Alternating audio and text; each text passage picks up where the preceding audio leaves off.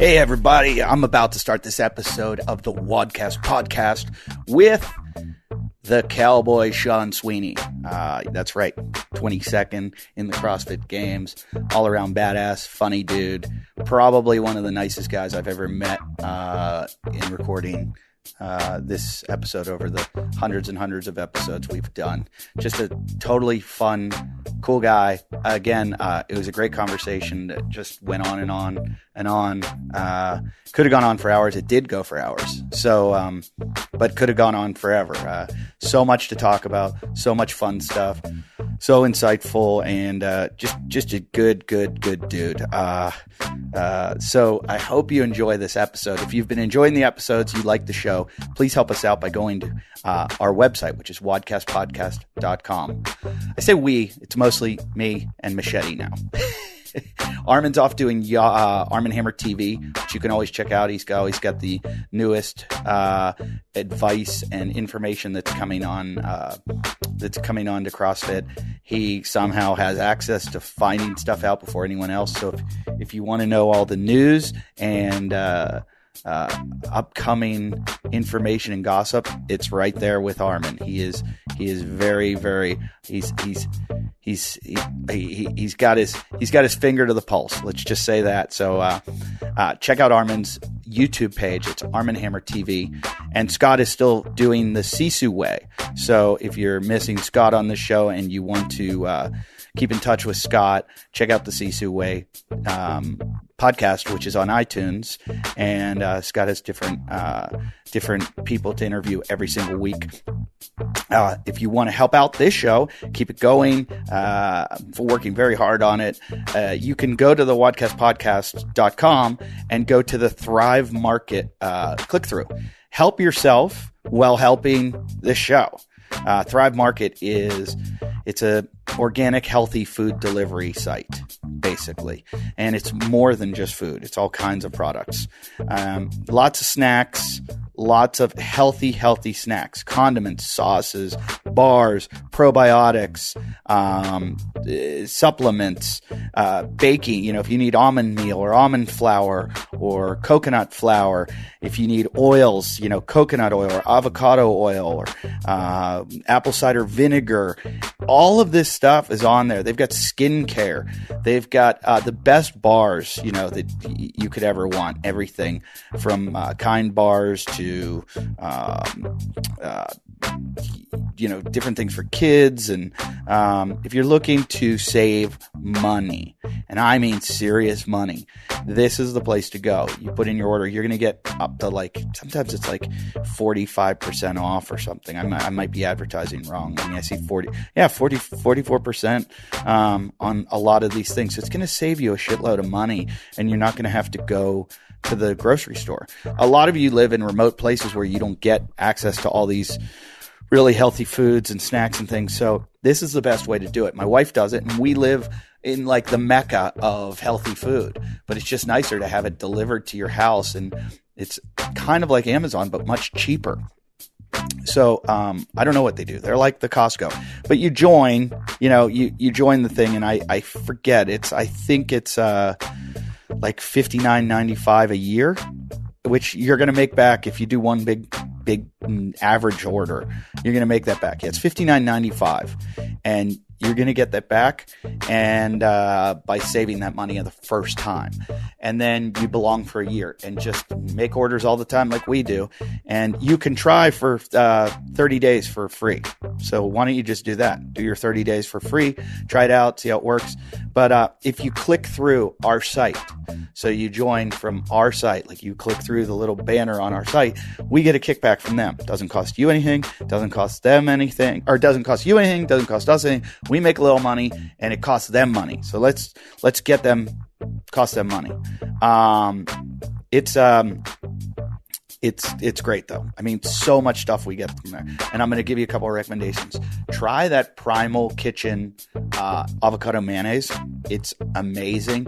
You'll never eat shitty Hellmann's or any of those other things again. I probably could get sued for saying that, but I think it's shitty. And any of those oils with bad oil in it, you're going to get avocado oil is much, much healthier for you.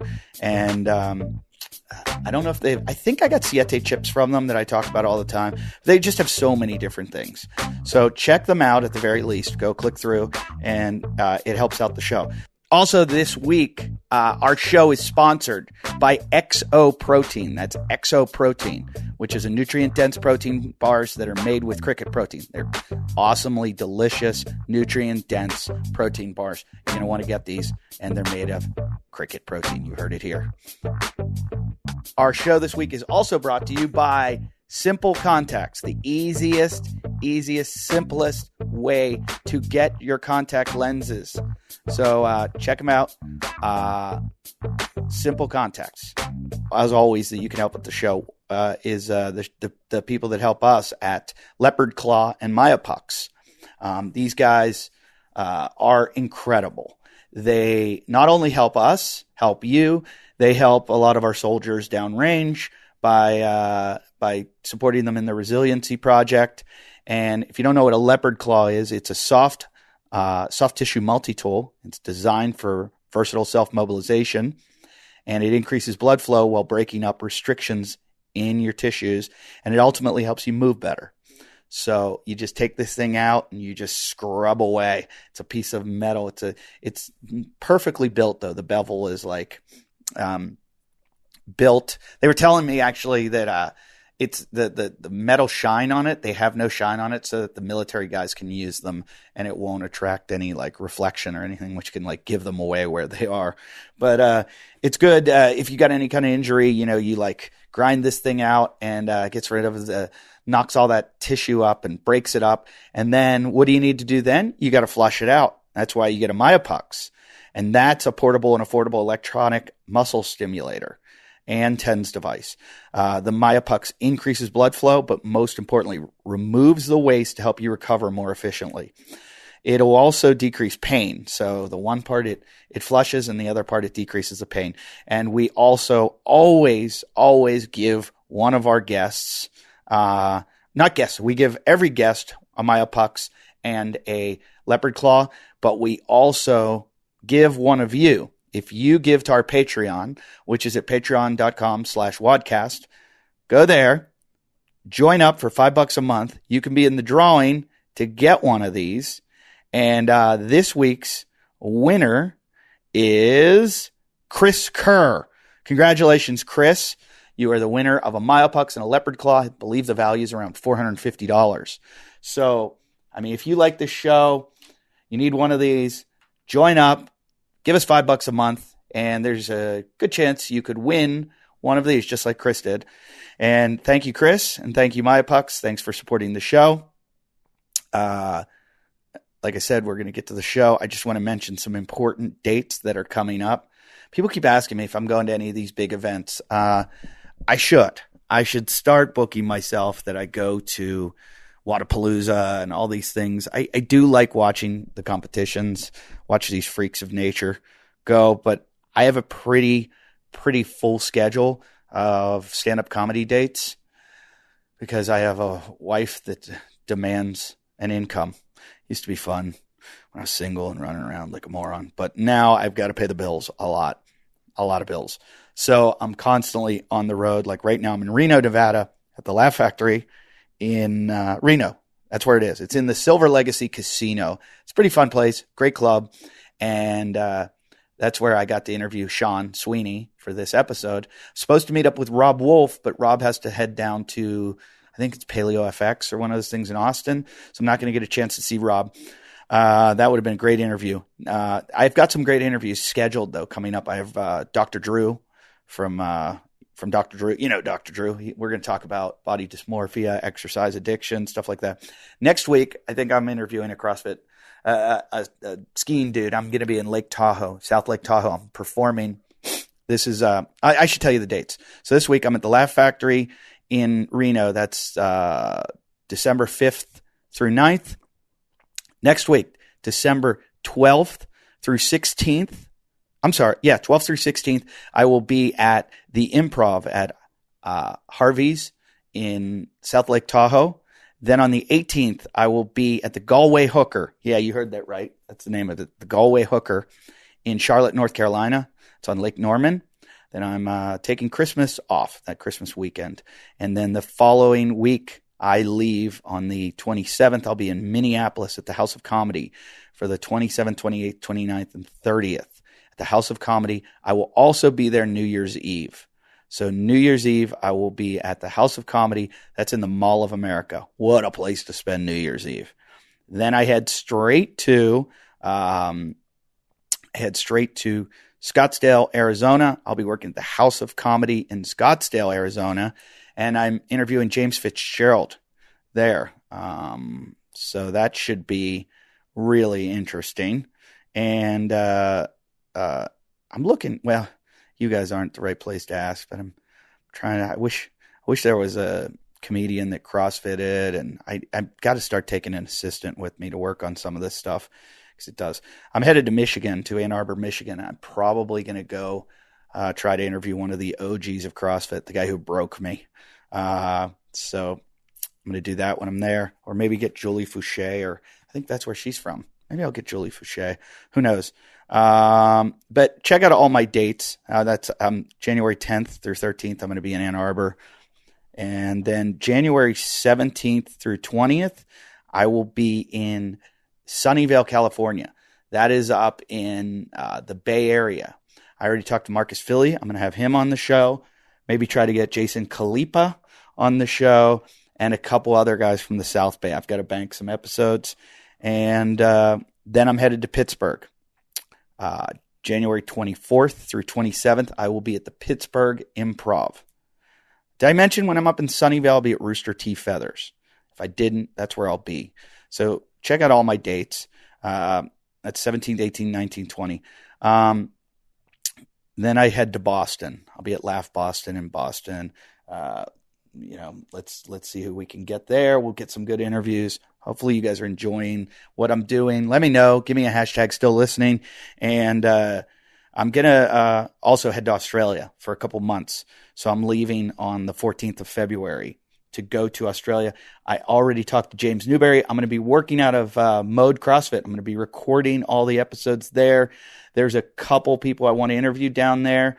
And James, of course, I'll try to get James on every episode because he's a fun dude to hang out with. He'd be a good co-host while I do the show if he's got the time, because that guy's training. He's on the way to trying to win the game someday. So check out all the episodes. Thanks for listening. Anything else, go to wadcastpodcast.com. Send me messages. We've got a Facebook page. We just got the Instagram page rolling again. So it'd be nice if all of you could join our Instagram page.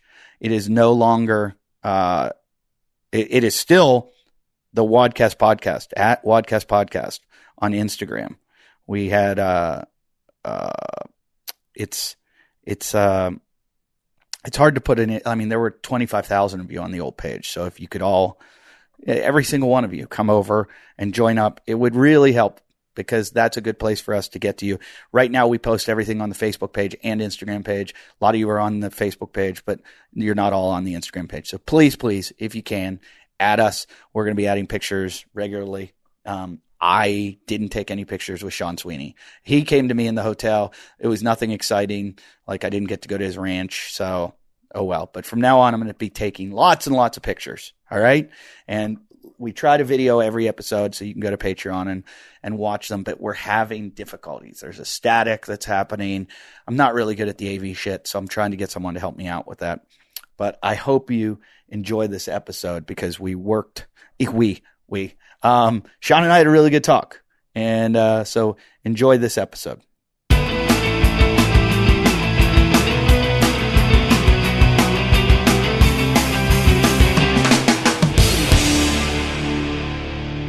Ladies and gentlemen, welcome to the Wadcast Podcast. I'm your host, Eddie Ift. I am in a lobby in the middle of the Silver Legacy Casino Hotel Resort complex world, whatever it is. It's in the middle of Reno, Nevada. I drove through a snowstorm to get here to do shows at the Laugh Factory, which is a great club here in Reno. And I just so happened to, luckily, I remember an interview Arm & Hammer did with Sean Sweeney. And you know that guy, right?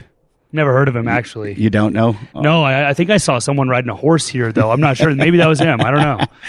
We are in the middle of it's a weird place. I'm not going to lie to you. I come to Nevada a lot, but I've never been to Reno, and I know there's a very successful, incredible CrossFitter here. I like something better than his CrossFit success, though. We'll get to it. But our guest today, Sean Sweeney from is it Fallon? Where? That's old Fallon, America is what we call it, Eddie. Fallon America. Fallon, America. That's right. It's America. So, Sean, who you probably know, your CrossFitters know, he finished 22nd at the games this year. Yes, sir. And then 2016, 30th? I was 31st, I believe. Oh, yeah, thank you for that extra spot, though. I try. Appreciate that. Somebody probably got bumped off for juice. But he shows up, and his background is pretty colorful that we'll just jump into right now, because I don't like this intro shit, and you don't want to hear me anyways. You want to hear him. Let me just describe this. He's a big fucker, like they all are. Well, not a big fucker. You're like medium fucker. Yeah, you're perfect CrossFit size. You're like, yeah, we're the 5'10", 5'10", 195. That's kind of the deal. Yeah, you started out about 175, then you beefed up, right? Actually, when I started lifting weights, I was the same height, very close to the same height, 118 pounds. Shut the fuck up. I'm serious. 118 pounds? 118 pounds, yeah. So when I started, I was... How old were you? I was 16. Okay. When my freshman year of high school, I was 98 pounds. Oh, my God. Were you wrestling? No. Okay. I was drinking beer. And I actually I was always the smallest kid. Like, the school used to call home and be like, hey, is Sean getting enough to eat? You know, really, like, for real. I used to get stopped on a regular basis by my dad when we were out anywhere. They thought you were malnutritioned? Yeah, he'd make me eat, like, he'd shove a Slim Fast or a Ensure or, like, anything to get extra calories on, because I was tiny. And then I was this goofy and that small, so I got my ass kicked a lot. So then finally I started working out when I was, like, 16, and then, with just puberty and working out and all that stuff, then I got to a normal it's amazing size. It's amazing what that testosterone will do. Yeah, it'll do it. I had sort of the similar story, but I'm still getting my ass kicked. I tried lifting weights, and I just got beat up by bigger guys. So 98 pounds. I think I was somewhere like that. Not that small. That's fucking small. It's pretty small. 98 pounds. The reason I said wrestling, I think that's a wrestling weight. Yeah. Like that's like the lowest. I wrestled actually when I was a little kid. I did all the sports. Right. When I was a little kid, I wrestled. I did football, baseball. I kind of played basketball once. I swam. I did high school rodeo. But when I was a little kid, I did all the sports up through, and from high school on, I didn't do anything besides rodeo. But I was horrible. I'm talking awful at sports. Really? Like, real bad. Like, I legitimately was always out in right field in baseball, sitting down, picking my nose, eating grass, chasing butterflies, doing all that jazz. Routinely got hit in the balls, never wore a cup. Maybe that explains the late bloomer deal. It's hard to say, but it was I was never athletic as a kid. So let's be honest. In CrossFit, at this point now, you need a certain level of athletic ability. There are certain events where you have to be athletic. Absolutely. Did it just come to you later? I mean, it's just one of those things where it was a little bit of a late bloomer as far as the athleticism goes. So I wasn't naturally crazy athletic as a kid, but that's something that's clearly developed since starting to work out and everything. And anybody that's at the top level of any sport, especially at this day and age, is going to be somehow genetically inclined to be good at what they do. So I think there was definitely I think I'm relatively athletic compared to a normal human as of now, but I'm definitely not one of the most athletically talented people that is out in the field. How good were you at rodeo? I was okay. I was pretty good. My biggest downfall was my inclination to have some fun. Yeah. So I used to be a little bit of a lot of a wild man. Well, I was just talking to a buddy of mine went to college on a rodeo scholarship, and Taylor Steckline, my buddy that lives he lives out in Mackay, Idaho. And whenever I go to Sun Valley every year, and I hang out with him, and the first time I found out, I saw his rodeo belt, and I was like, you you do rodeo? And he was like, yeah. He's like, that's what I went to college for. I go, what do you mean? He's like, on a scholarship. I go, they have that at colleges? And he's like, yeah. And he was like, where do you live? And I'm like, LA. And he's like, of course. And I didn't realize how big of a sport it is. And so I've been talking to him a lot about it. And he was telling me about some of the events like cow milking racing. And wild cow milking. Wild cow milking. There's trailer. That's like in the ranch hand rodeo is what that is. Yeah. So there's multiple different, just like in any, like in CrossFit, there's a whole lot of different events. So you have like your ranch hand rodeo, which is more imitating like tasks that would be performed at a ranch. Right. So milking a wild cow or loading all your cows in a trailer, or branding or bronc riding or whatever it may be. There's a whole different area of. I was just talking to him and he was telling me all these events. And one of the events he goes, oh yeah, that's where the girl died. And I was like, what? And he goes, oh yeah, it's really dangerous. And it's pretty dangerous, but it's always the ones that don't look bad that get you. Yeah. It's kind of like if you're weightlifting and you see somebody drop a snatch on the back of their neck and you always think, oh, they're paralyzed or done, and they just hop up like nothing happened. It looks horrible, but it's not that bad. That's kind of like how it is in rodeo as a blanket statement. If something looks like a train wreck, oddly enough, people typically get up out of those without too much issue. I mean, clearly it can go south, but it's the ones that don't look bad that'll get you. So I rode saddle bronc, or I did a lot of saddle bronc falling. I didn't do a whole lot of riding, but so that's just that's when they tie up the bronco's nuts and let you go. Oh Christ, you are from LA. All right.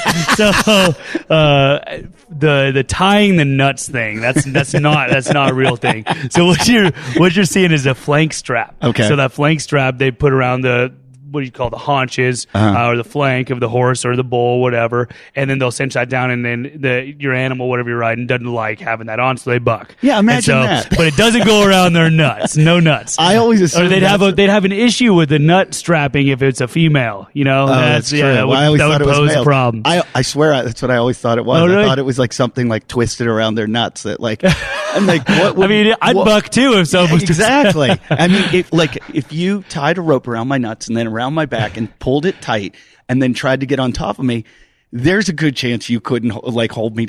You could put me in an MMA fight and I'd fucking destroy guys, and they'd be like, Connor who? Yeah, how's he so good at this? Yeah. You see that rope around his nuts? So yeah, there's a whole bunch of different events and whatnot, and I did the one I did the most was team roping. Okay. So we have the two people that a steer gets released out of the chute, and one ropes the head and turns it left, like NASCAR always left turns. And does it always turn left? Yeah, so the guy on the left gets them first. No, yeah. So if you have your two riders, you're going to be on the right hand side of the arena on one end. The steer gets released, and you have two riders on either side. The one on the left is then going to rope the head. It's called the header. Okay. And then dallies up and turns the steer left and goes then sideways across the arena, or laterally across the arena.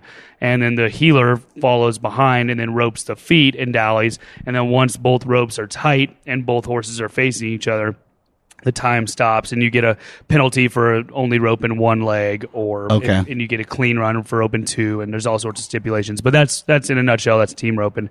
So that takes pretty good rope skills. Yeah. So I grew up roping since I was 5. Been roping and riding. So you grew up on a farm? Yeah, on a ranch. Yep. Okay, ranch. Yep. So I got 40 acres out in Fallon, Nevada, is where my parents bought a ranch, and when they bought it, it was just nothing but weeds, and there was really nothing there. And then we built everything by hand. So when I was a little kid, we weren't allowed inside when the sun was up. That's great. Yeah, that's we had crazy strict rules growing up. Like if I wanted to go to your house, I'd have to have your parents call my parents. We'd have to set it up 2 weeks in advance, and I could only do one function every 2 weeks. Yeah, like It was for real. And so we dug all of every Are you guys post hole. Quakers or something? Yeah, right. And so we drove like every post hole on that property was dug with post hole diggers. You know, Yeah, I know. You know what I'm I know. talking Yeah. about? Okay. So we dig that. I used to have to use one of those because my mailbox would get knocked down all the time. And Yeah, see, different problems, but same result.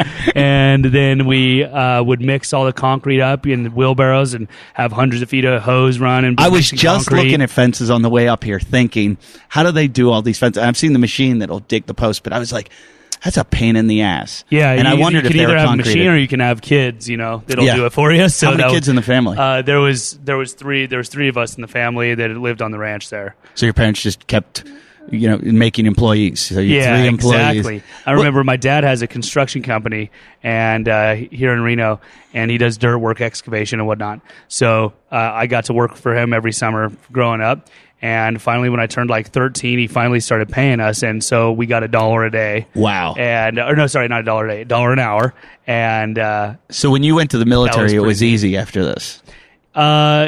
No, because for the hard work part has always just been part of it. So like that's okay. That's totally acceptable. Right. But the thing I did not like about the military that I did like about ranch life and every other life that I've ever experienced is that it's based on production. So if the task for the day is, hey, you need to dig this trench and lay this water line, or you need to build this fence, like if that takes you 2 minutes or 20 hours, that's your task. So you bust your ass and you get the task accomplished, and then you go on about your life. So it's kind of, you put forth a lot of effort to get done quickly, and then you can go do whatever you want. And so going to the military, it's opposite. Like nobody ever cares what you accomplish. It's only don't get caught doing nothing. And so that's like legitimately the entire motto of the military. It's crazy. And so when I was in the Navy, that was the hardest thing. It's like, okay, you have to clean for an hour. It's like, all right, just tell me what I'll clean, and I'll clean it, and we'll bang it out, and then we can go home early. Oh no, not the way it works. You just got to sit here and pretend to be busy for an hour. It's like, what? Like tax dollars? What's up? So yeah, that was the transition for me. That was really tough. I worked at a restaurant for like a month, and they call it side work. When you're not waiting on tables, you're doing side work, which is like folding napkins or cleaning silverware or whatever you're doing, the side work. And one of the people told me, they're like, I watched you. You're really good at walking around doing nothing but pretending. Like I would count on my fingers, like oh, I need 6 of those, and then you're just complete bullshit. I would just walk from one end of the restaurant to the other end, and I would just do nothing and I'd just be like, oh, okay, I gotta. And then I just walked to the other end, and one of the managers watched me and was like, "You're an idiot." So the ranch, your dad having this ranch, I'm very curious. Was this just like his exercise in futility, or was it like, because you weren't ranching out of like to make money, right? It was more like, so the ranch, there's a couple different types of ranches.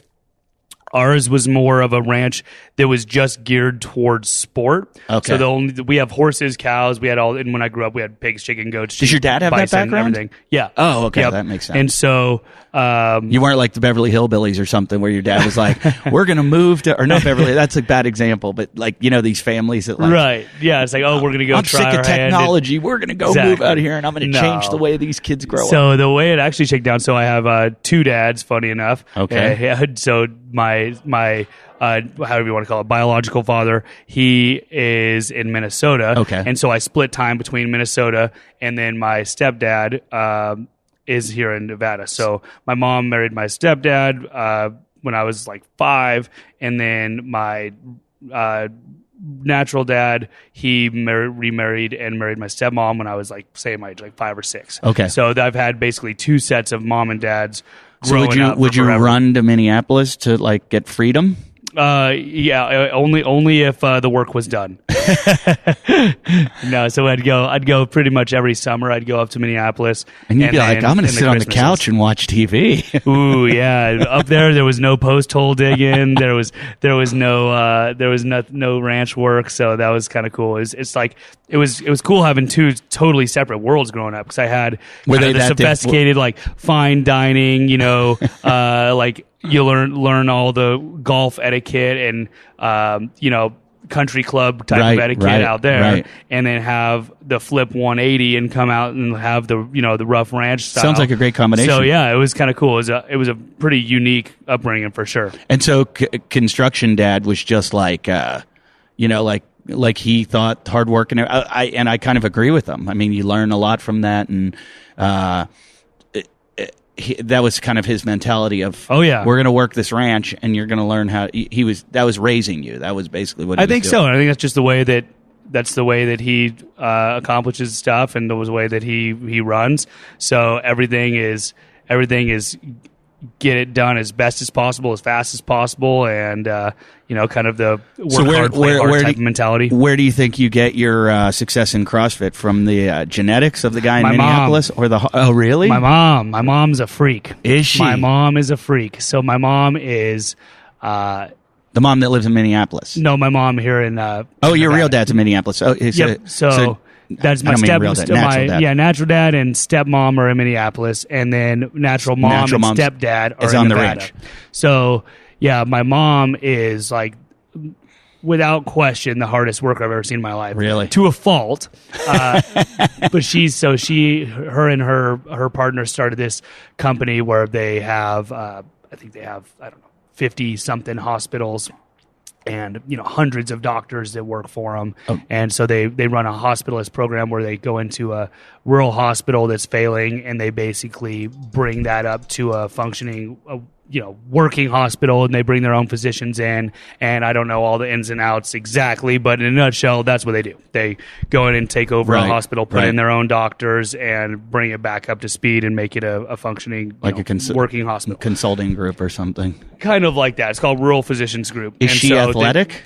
Insane athletic. So she grew up skiing. Oh, okay. And snow skiing, water skiing, and she was a ski instructor and everything like that. Where did she grow up? In Klamath Falls and Tule Lake, Oregon. Okay. So Tule Lake, California, Klamath Falls, Oregon is where they had, she grew up on a farm, like a farm, potato farm. Uh-huh. And so she grew up the same way that I did, basically, Gotcha. but just instead of ranching, it was farming. So she was, laying and moving those sprinkler lines and digging pipe and doing all that same stuff, loading trailers and doing all that. You're making me want to move out of Malibu right now. Yeah, you ought to do it. Put my daughter to work. That's what I'm talking about. So she's insane strong. Like, no kidding, unreasonably strong. She shouldn't be that strong. So she was working out with this guy when she was in high school who made the Olympics in weightlifting. I can't remember who it was. But long story short, she was getting really good at weightlifting in high school and whatnot, and she was going to try to make a run for it. And back then, it was kind of frowned upon for women to do that. Yeah. So she kind of got squashed in that endeavor. But she's always been insane strong. So no kidding, she hadn't squatted in probably like 30 years.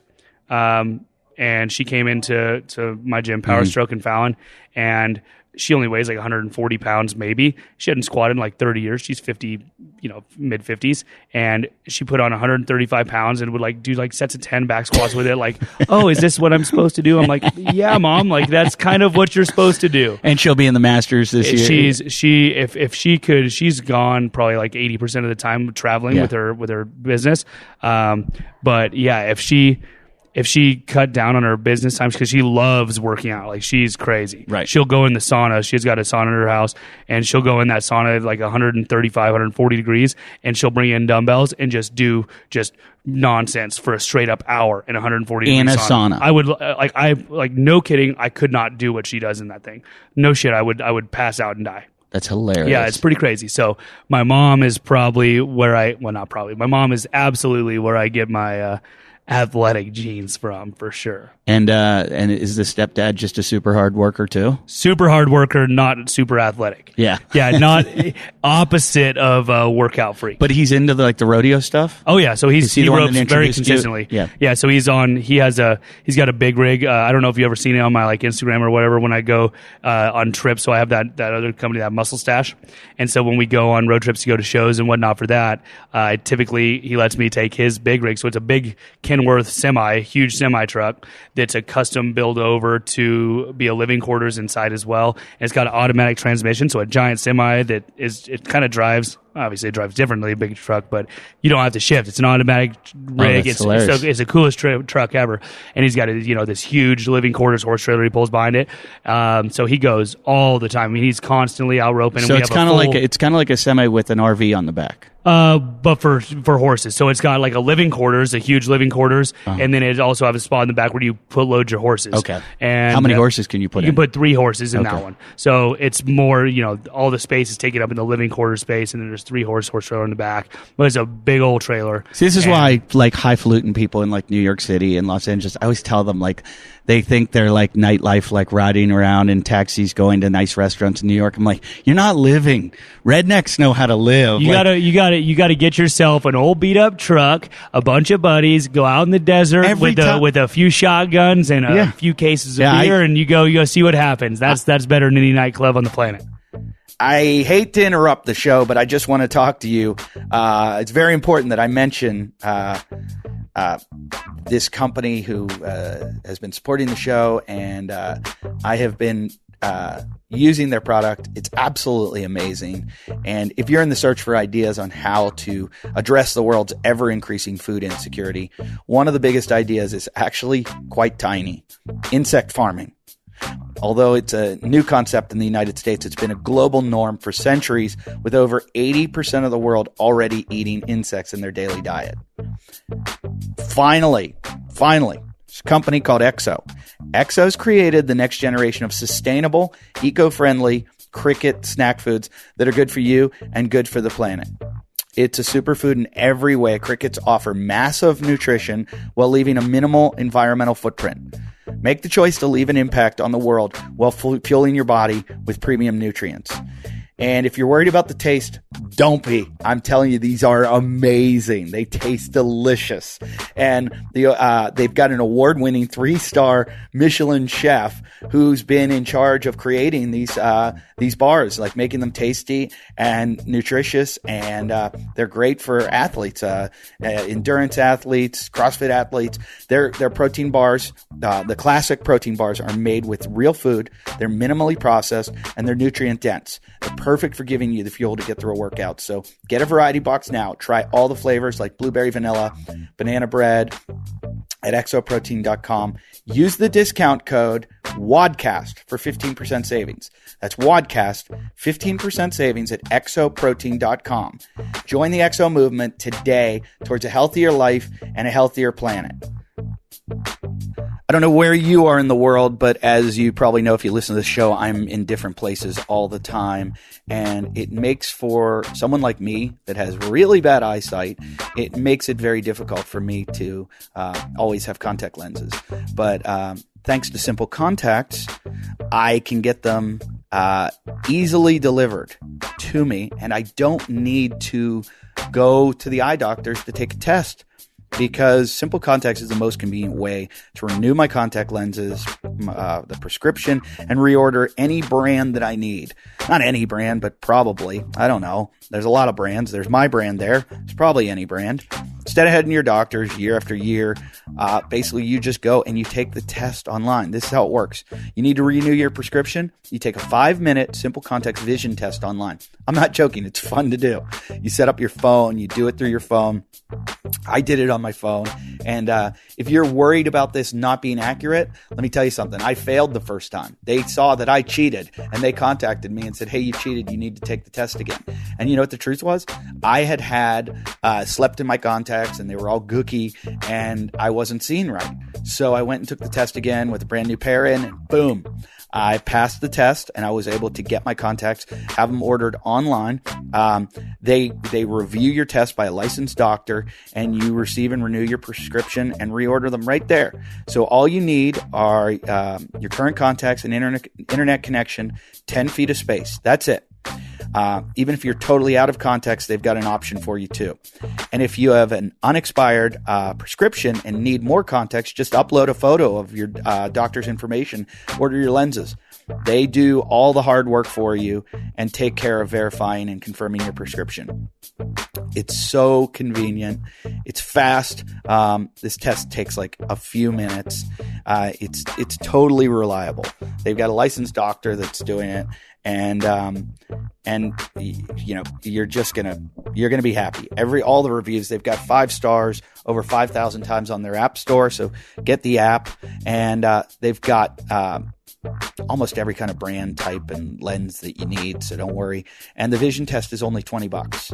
It's $20. Compare that with an appointment, which you go to, and you are saving a lot of money.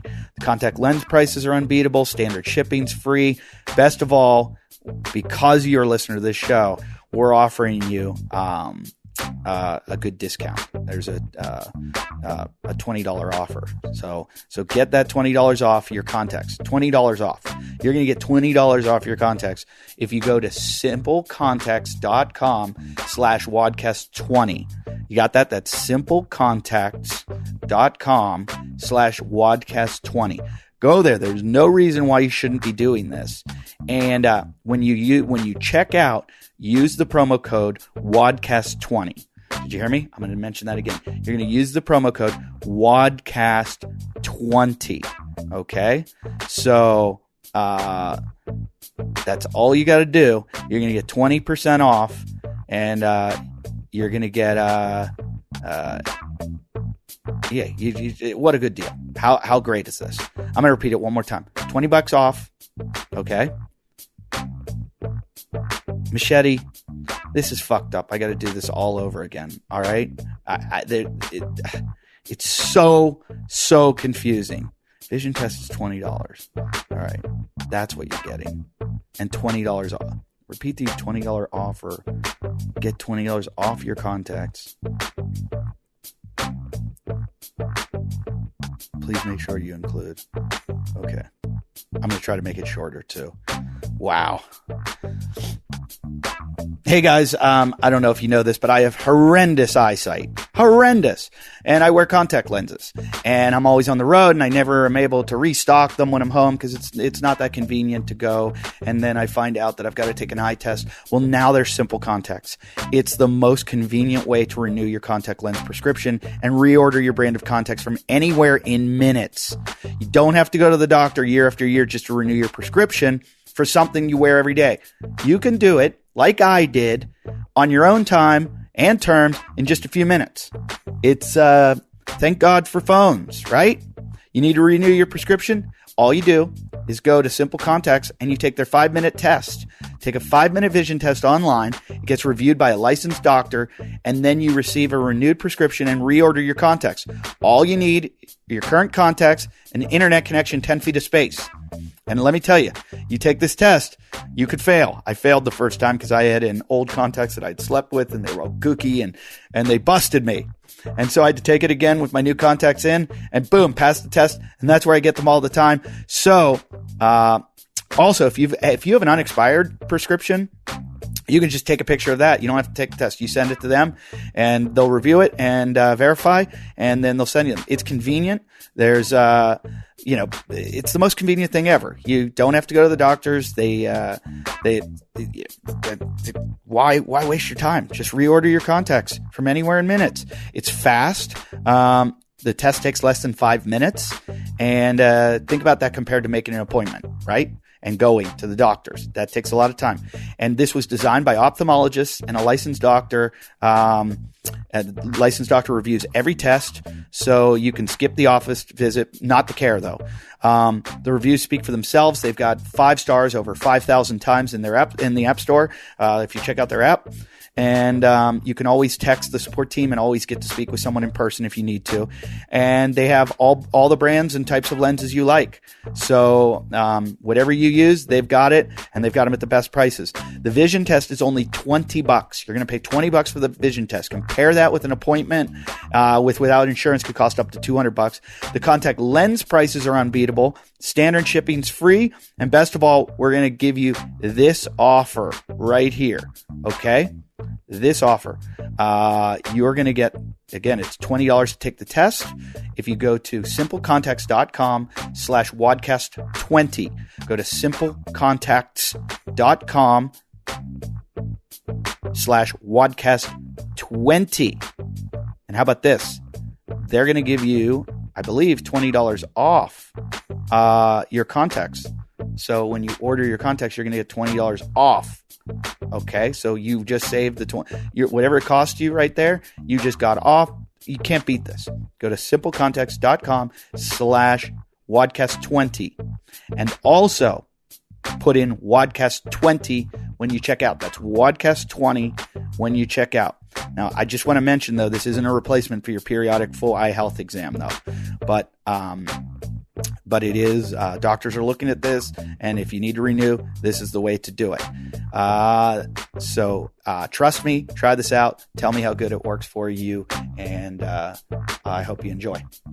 I grew up in southwestern Pennsylvania, and I was like in the suburbs of Pittsburgh, but like right next to the country. And so you had kind of a little bit of both in our school, and then my friends that were like country, it was crazy. The parties were way more fun, and shit would get completely out of control. Bonfires, people throwing M80s in them, and shit was blowing up, and horses being let loose. And I used to say, I'm like, this is so much more fun than when I would go into the city with my, friends are like, hey, let's go to a nightclub, and let's go out in the woods and blow shit up. Yeah. Yeah, we used to take the Mickey's, the Mickey's grenade, like the little Mickey's 12 ounce. They're like, they kind of look like a grenade or whatever. Yeah, so we'd fill them with gunpowder and then put cannon fuse in them and make our own little bombs. Dude, those things will make a boom. You can blow some microwaves and stuff up with those for sure. I got a friend from high school. We call him Camp Kevin. He we all went off to college and everything. He didn't go to college. He went to Vail to ski for a while, and then he bought a farm in Brookville, Pennsylvania, where he has a music festival called Farm Jam-a-Lama, where he has like 40 bands play over 3 days, and it's just this crazy, crazy festival. But he has a motocross track in his like on his property. He's got a rope tow for skiing. He built his own out of a geo-tracker. He built his own snowcat. With the treads on the bottom. He's got what else does he have? He has a half pipe. He's got stuff that I can't talk about. He's got it's the craziest place. He's got the kicker ramps where guys are doing like backflips and stuff. But I go there, and I went there for Farm Jam-a-Lama one year, and he has a bonfire that's bigger than like the Texas A&M bonfire that killed people. I mean, it's so big he uses a crane to build it. And I think you can see it on his website. If you go to farmjamalama.com, one night I was at his party, and all of a sudden I started hearing explosions. And I go, what, are we being invaded? What's happening? And he goes, oh, no, and he named a kid from my high school that I never really ever knew. He goes, oh, he always is lighting off acetylene bombs. Really? And I said, what? He goes, yeah, he's lighting off like welding gas. Yeah, that I could be completely wrong, and somebody's going to probably write me and tell me what it is, but I've heard he puts like acetylene in like a garbage bag and then twists the top of the bag and wraps it, like ties it with wax paper, and then lights the wax paper and runs away. And it creates a bomb. But the next day I saw where there were craters in the ground. Really? Where this went off. Man, so I've never done that one. We used to do those, the gunpowder and the Mickeys, obviously like Tannerite. Did you see what just happened in the news? No. With the Tannerite? No. So somebody at a gender reveal party. If you don't know about Tannerite, I learned it from my rodeo friend. Tannerite is what? It's basically it's a compound that is a percussion compound. So if you shoot it, then it explodes. So it's not an ignition; it's a impact that explodes this substance. And so you use it for like target practice. So you'll put it back on something, and when you shoot it, it'll blow up. So you know you hit it. And so there's no real purpose other than it's fun as hell to yeehaw. It's yeehaw. Yeah, it is fun. And so some guy had his gender reveal party and shot Tannerite. And this was down in Arizona, and they had like pink or blue confetti or powder inside. So it was blue because it was a boy. You know how these gender reveal parties work. Well, it was blue. They shot it, and and it blows up, and the powder like shot in the air to go, oh, we're having a boy, and but the explosion, he did it in a field that was just dry brush. Oh. And it just all caught on fire and caused that Arizona fire last summer. Oh, that's what that was? That's how it started. God. Yeah. By some idiot. You would feel like a knuckle dragger if that was you. Well, funny enough, I just went through the Malibu fires, and as we were evacuating the first day, like when they were like, get out, everybody's got to get out, the fire's on its way and it's bad. I'm taking my wife out, and there's a bit of a panic because when you're in canyons, you're trying to find, like, you don't want to get stuck in traffic in a canyon. Right. And so, they're trying to get everybody out, but there's traffic. So you don't want to be part of that story where they're like, where was the mistake here? Like, why did all these people burn? So I said to my wife, I go, rather than go down the hill out the canyon, I go up the mountain, and we're going to go down Tuna Canyon, which is a one-way canyon, and it's farther away from where the fire is. And no one was doing that. I'm like, come on, we're going that way. So we went. As we were on our way out, I remembered my friend Crazy Bobby had a broken foot. And I'm like, fuck. So I call his girlfriend to see if she's with him. She's down in Laguna Beach. I'm like, fuck, he's got dogs, cats, animals. I got to go help him get out of there because he's on crutches. So I go to my wife, go down the canyon. She's like, I go, you're going to be fine. Go down this canyon. You guys get out. Here are the dogs. I gave her the dogs. I'm going back. So I go to turn around, like in kind of a panic. I'm like moving fast, and I hit a telephone pole with my truck. Oh, shit. And when I hit the telephone pole, I saw it like wobble, and that's how fires start. Telephone poles going down, and I see it kind of like wobble as I hit it, and I'm at like the way at the other end of the fire, where if I'd started it there, it would have like just jump started it. It would have connected the two fires, and I'm like, oh my God, that would have been like, I just can't imagine living after that, knowing I was responsible for the fire that was like, it was a pretty devastating fire, and just knowing like, hey, that was me. Yeah. Remember that fire? I definitely burned down my buddy's ranch once. Did you really? Oh yeah, a significant amount of acreage. We were out burning weeds, and we were working Controlled on my buddy burn, Denver's. Yeah. Yeah. So my buddy Denver is his controlled dad, his dad. to uncontrolled. Yes. So he has a ranch out in Fallon on the east side of Fallon. He's got like 600 acres out there, and so anyways, I worked there in the summer, couple summers, and so we're out and we're burning ditches. So you got to burn the ditches to get really overgrown because it screws up your water flow for your irrigation. Gotcha. We do flood irrigation out here.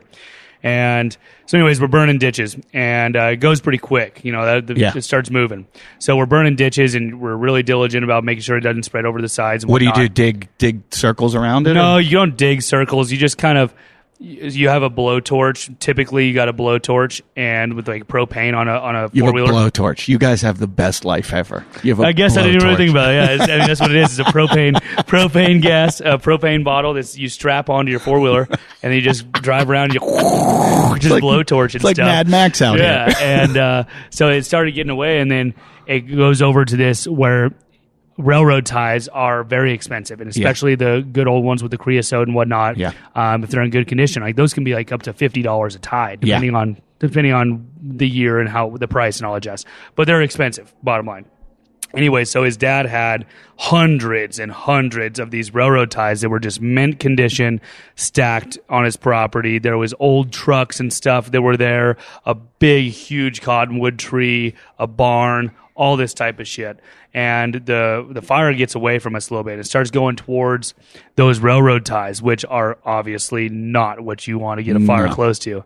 And so we're like damn near burning ourselves for real. Like had like legitimate burns trying to put this fire out to keep it controlled, not get to that place. What are you using to stop the fire? Pitchforks and shovels. Fuck. So just shoveling dirt on top of it and making fire breaks and just trying to get it done. There's not like we have hoses out there or anything. And so the fire gets to the railroad ties, and we finally get it all out. And we know that those railroad ties have some oil in them, and that it could potentially go. So we literally like pick up and rub individually every freaking tie for the most part with dirt. I mean, we spend hours doing this and like really do a good job of putting this fire out. So I live on the other end of town. I got this 88 F-250 that I cut the exhaust right underneath the drop pipe, so it's got the whole 460. You could hear me literally coming from a mile away, like for real. You couldn't hear yourself think in that rig. And I spray painted it camo myself. It was a sweet truck. Anyway, so I drive all the way back across town. So I'm like, I don't know, 15. You'd be loved by PETA and environmentalists. Oh, yeah, they would just love me. So I'm like, I can make it all the way home, and we had rough go. Denver calls me, and he's, hey, the ranch is on fire. And I'm like, shut up, Denver. No, it's not. No, it's not. And he's like, no, the ranch is on fire. Get out of here. So I opened my door and back at my parents' house, and he's like 15 miles away across town, and I can see black smoke. Oh, my God. And I'm like, you've got to be shitting me. So we hop in my pile of turd and just haul ass that way. And I know it's found small town. I know every So wait, so you thought it was out? You thought you Oh, put yeah, it we out. all thought it was totally out. We get there, it burned all the railroad ties, burned some of the trucks, burned a huge tree, burned a barn, burned like all this stuff. And my buddy's dad's real quiet, and he just looks at us and he says, hope it goes without saying, you boys ain't getting paid today. That's all he said. That was it. Yeah, it was pretty wild. Yeah, so we've definitely had some fire mishaps. So did insurance take care of any of that? I imagine so. Are you I and don't Denver know. still friends? Oh, yeah, we're still buddies. Yeah. What about Denver's dad? Is he still... Yeah, oh, yeah, we're still good. Old Scott's still a fan, I think. He doesn't make comments every once. Remember that time you guys burned down my ranch? Maybe every once in a while. It's pretty cool. Because we knew a kid. There was a comedian that I knew that burned down his family's home. He wrote a book about it. I forget it was like a popular book, but he burned down his whole family's house. Jeez. And I forget what he was doing, some stupid thing. I just think that would be, because it starts off as one little, like when I hit that telephone pole, I was like, oh my God, if I had just, my house didn't burn because the winds, Santa Ana winds took it like, it weirdly went down my canyon, and I'm on one side of the canyon. It burnt the whole other side of the canyon. And, where I had been, I would have sent it all that way. And at that point, that's when the winds were blowing so fast there was no stopping it. They couldn't even send in helicopters or planes, so it was moving so quickly that all it took was, they tell you like don't have any metal scraping on the bottom of your car, because during these Santa Ana winds, one little spark into the brush, and the next thing you know, you've got, and it was 2 fires that started the night before that caused that like basically destroyed Malibu. So there were two fires. I went and saw them both. They were in 2 different, like, complete different neighborhoods, like 15 miles apart from each other. And I was like, okay, this is definitely not going to get to our house. And I looked at the other one. I'm like, yeah, we're fine. And then I woke up at 5 a.m. with my wife going, we're being evacuated. We got to get the fuck out of here. And I was like, okay, get the kid. You're going to need to get the kid. Get the dogs. And then I was like, I'm like, get my skateboards. And she's like, your skateboards aren't coming. And I'm like, get my surfboards. Your surfboards aren't coming. I tried to my wife's like, get all my clothes. I'm like, your clothes aren't coming. My surfboards aren't coming. Here comes the importance, huh?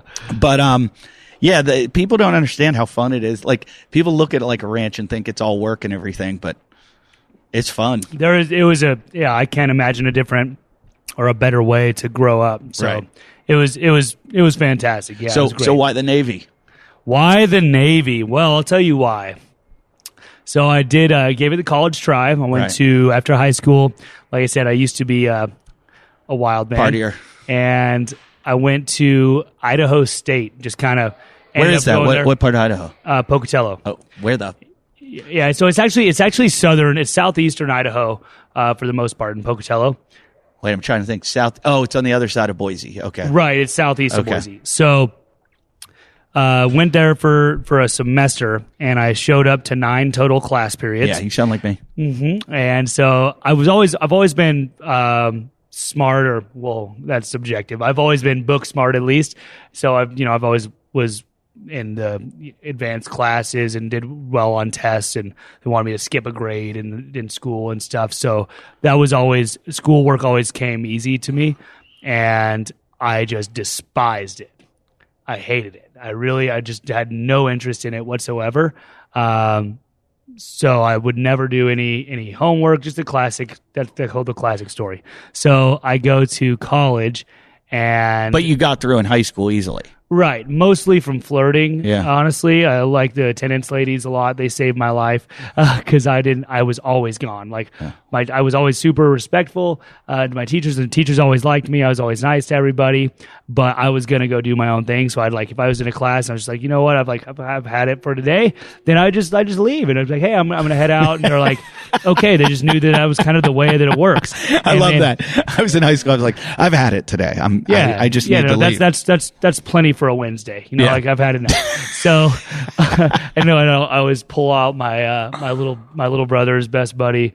I'd always pull him out of school because he was a freshman and I was a senior. I'd always pull him out, and we'd go and I'd go buy us some beer, and we'd just go out and go drink beer out in the desert and go blast around. And that sounded way better. Shoot some guns. Yeah, I told my little brother, I was like, no, I can't pull you out of school because mom will get mad at me. But I'll take your buddies. Yeah, I'm gonna take old Braxton out. So, I didn't do a whole lot of schooling. I love these names too, Braxton and Denver and yeah. So waiting for the Billy Bob, huh? Yeah. So Cooter. I went to Cooter.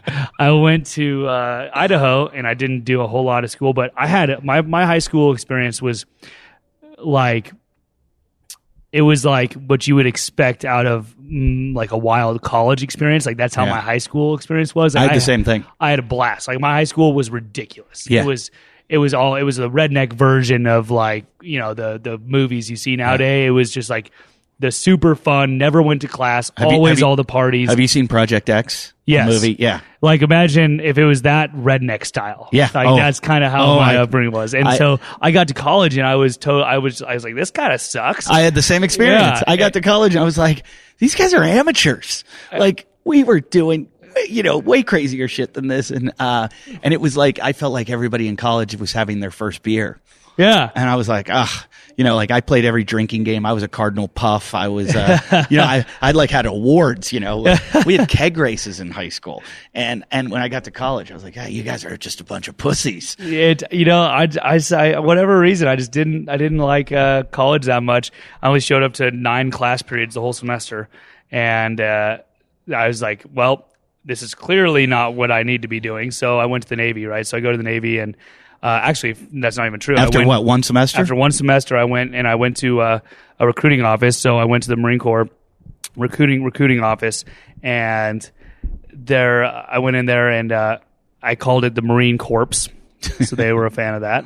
And then they asked me a bunch of questions, like the standard questions that all of mine are like total yeses to, that should all be no's. Yeah. And they're like, dude, we can't take you. So, but they were all excited at first. They're like, hey, you look like you're in pretty good shape. Like, how many pull-ups can you? I tell them. They're like, no way. So they have a little pull-up station, do a bunch of pull-ups, and they get all gung-ho, like, oh, man, you got to be a Marine. I'm like, sweet, okay. And like, ask me all these questions. I'm like, so I tell them the real answer, and learned really quickly the real answer is not the correct answer when trying to join the military. And so why? Tell me why. I used to be a little wild. So the track record is long. And so you told them the truth. Oh, yeah. Okay. Because I figured, like, hey, it's like you can go in. I'll just tell them the truth. And so not the case. And so they denied you. Oh, yeah. Did they really? On the spot. And really? Then oh yeah. I thought they'd take anyone. No. And they didn't take me. And so then I was like, well, I'm not going to go to the Air Force. That was my biggest mistake. Did you have like a criminal record? Oh yeah. Yeah. Okay. Oh yeah. And so they, the Air Force, I was like, I'm not going to go to the Air Force, which is the dumbest decision because that's what I should have done for sure. And so I go into the Navy, and they're like, man, you look like you're in pretty good shape. Like, how many pull-ups can you do? I'm like, oh, shit, here we go again. So I do a bunch of pull-ups, and they're like, oh, man, you ever thought about being a SEAL? I'm like, what is it with these questions? I didn't know what a SEAL was. I'm like, no. Like, have you ever thought about being a walrus? Like, what are you talking about? Yeah. And they're like, oh, no. It's the hardest thing you can do, yada, yada, yada. So I said, okay, I'll go do it. So I went off to Buds and did all that, and I, made actually kind of a crazy deal. I broke my foot 2 days before Hell Week, so are you familiar with the? Yeah, I know all about it. Okay, in fact, we had Zach Forrest on last week. Okay, yeah. Nice. So first Hell Week is the very end of first phase, and first phase is not easy. And so I get through the Friday, Hell Week's on a Sunday, starts on a Sunday, and our last evolution was on Friday, and we were on a run by Instructor Gallagher, never forget it. and he was a mean cuss. But we were on our last evolution day was a beach run. We're doing our beach run, and like less than a mile in, like right before the demo pits, we're running south, and right before the demo pits, I just like felt a click in my foot, and then my foot just started, landing like awkward, like internally rotated, like it kept just like landing on its side of it. It was just weird, but it didn't hurt. And so I was just figuring, what the hell? The last thing I want to do is go to the back of the pack on this run, because you get your ass whooped in the back of the pack. You got to go through all those shenanigans. But if you go up to where, if you finish towards the front of the run, then you get to just do a little warm up lap for however long, like until they're finished beating all the people who suck. So they're you really try to get out of the back. Screaming at the dudes in the back. Well, I'm not just screaming at the dudes in the back. You're doing all sorts of additional fun exercise and surf torture and fun stuff. So you do not want to be towards the back of the pack. And so I was never a great runner. So I actually finished that run relatively well. I didn't have to do the stupid getting beat at the end. I was running that little cool down lap. They huddle us up, tell us what pieces of shit we are. And then, so I take a knee, and, I'm taking a knee, whatever. They're giving us the whole rundown of why we suck. And then they tell us to get off the beach. So I stand up to go start running off the beach, take a step, and all of a sudden my foot is like not okay. Can't use it, like miserable pain, hurt like shit. And so my buddies kind of like helped me. And you're wearing combat boots, right? Yeah, you're wearing your boots and your camis and whatnot. Yeah. So get off the beach, and my foot is hosed. Can't walk on it, swells up. Couldn't put it back into my boot, like bad news bears. And so me and my buddy Sloan, we went and stayed at my mom booked us a room, because we live in the barracks there. Right. But you're allowed to leave after you're secured. You can live off base in Buds. You wouldn't really want to, because during the training, extra commute and whatnot. But anyway, so we go and we stay at this hotel, me and my buddy Sloan, and try to go decompress and get our minds right for the Hell Week that goes on Sunday. Okay. And so my foot's hosed. Couldn't get it back in a boot, like bad deal. And I called my mom, and my mom, I told her that, hey, I know I broke my foot, but if I go to medical, I'm going to get rolled back and have to redo. But I'm going to have to redo BO, the NDOC, which they now call BO, in first phase, and I don't want to do that. Like I that's the last thing on the planet I want to do. Yeah. So she's like, well, it sounds like you got two choices then. Like you can mind over matter and tough it out, or you can go to the doctor and do it all over again. Fuck your foot, get in there. Yeah, she's like, well, it seems like you got two choices here, and so and that's what they always said growing up is like, you don't mind and it don't matter, so that's just gotta get it done. And so then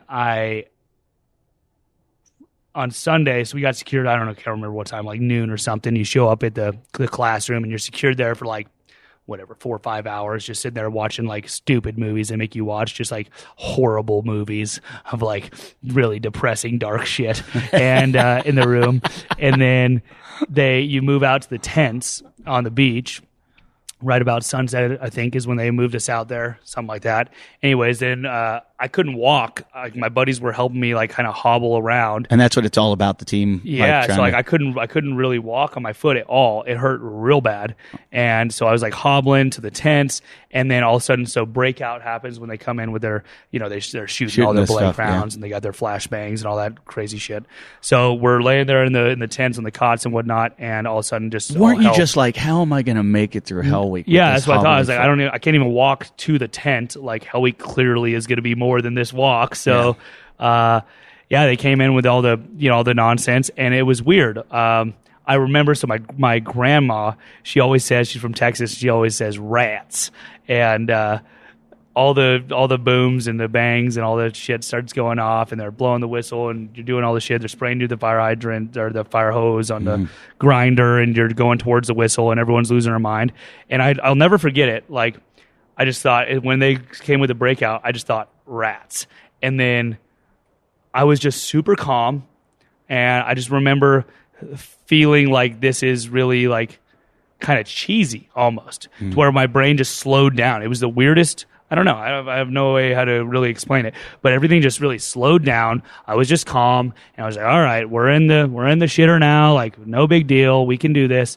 And So it was pretty cool, like the way that your brain just kind of overrides stuff to cope with whatever's happening. If you've just decided this is what you're doing no matter what, your brain's just like, all right, we'll figure out how to make this work.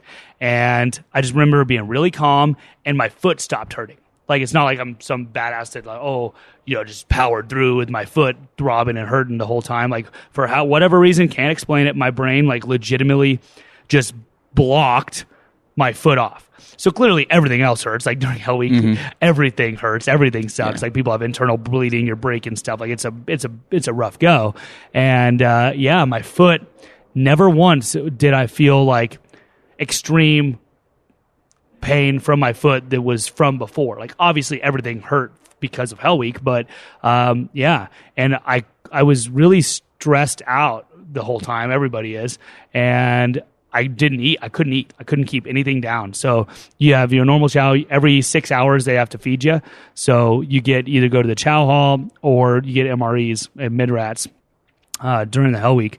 So you just make it to the next meal type of deal.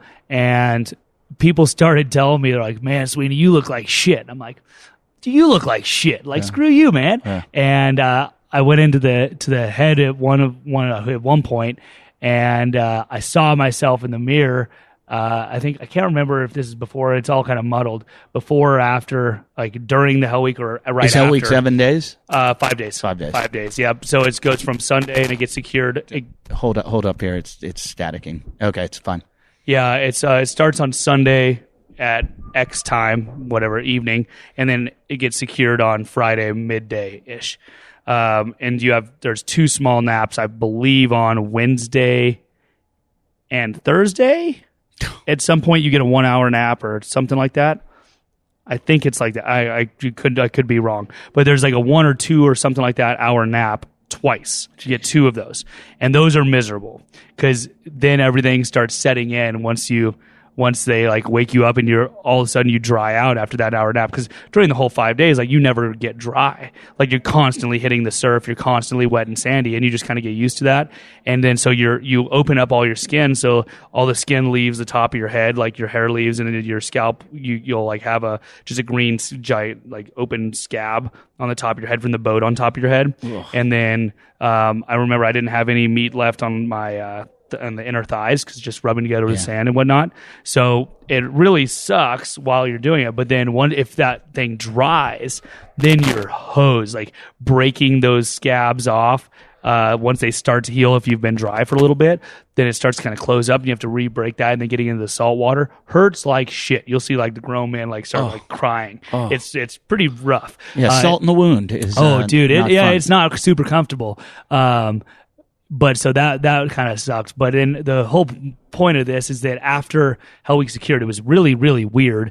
After we did the so sorry or whatever we did in the demo pits of going through the mud and all that crap, we come back and we're running boats on heads back, and we come to the front of the Buds compound and put the boats on your head, and we're facing the water, and then they tell us to down boat and about face, turn around, and we look up. And on this whole sand dune, there's this huge American flag. There's all the instructors. There's all this stuff. And they, put us in ranks, and they say, hey, congratulations, you guys have been secured from Hell Week. And so all the captain and all the instructors and everyone who's important comes through that's a team guy and comes and shakes your hand and says congratulations and whatnot. And all of a sudden, everyone, like, you get pretty jacked up during this period. And so you're like delirious. And all of a sudden, Lieutenant Dan shaking my hand saying congratulations. Gary Sinise, right? So Lieutenant Dan is shaking my hand saying congratulations. And I'm like, a guy that looks like him, or you're hallucinating? I don't know. So I'm like, hey, I was like, holy shit. Thanks, Lieutenant Dan. Like, all right. Like, this is crazy. I don't know if this is real or not, but this is pretty cool. And it turns out it is him. So yeah, he's a super big supporter of all military and everything, and it was him. It was actually Lieutenant Dan. I thought you were going to tell me you, and then I woke up in the hospital and they were like, you didn't even go to. It was actually Charles Barkley. No. So yeah, it was Lieutenant Dan and Gary Sinise.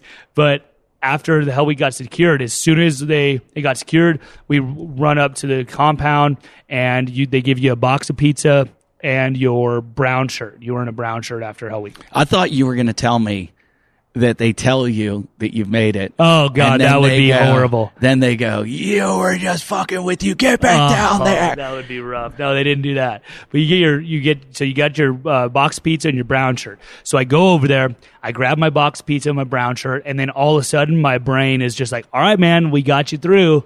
Here's your foot again." And then all of a sudden, as soon as I picked up my box pizza and my brown shirt, and I went to go walk up the stairs to my the barracks, all of a sudden my foot was now broke again. Like all of a sudden it was like, here it is. Now it hurts like hell. And it was the craziest mind, like to show you what the power, show me what the power of your mind is. Yeah. It was the wildest thing ever. So I think growing up on the ranch and having that type of experience passed was a buds. big deal. You got through buds. Nope. So I made it through Hell Week. And then after Hell Week, I went to medical because broke foot, and it was a broke foot. So got put on BSRB, brown shirt rollback.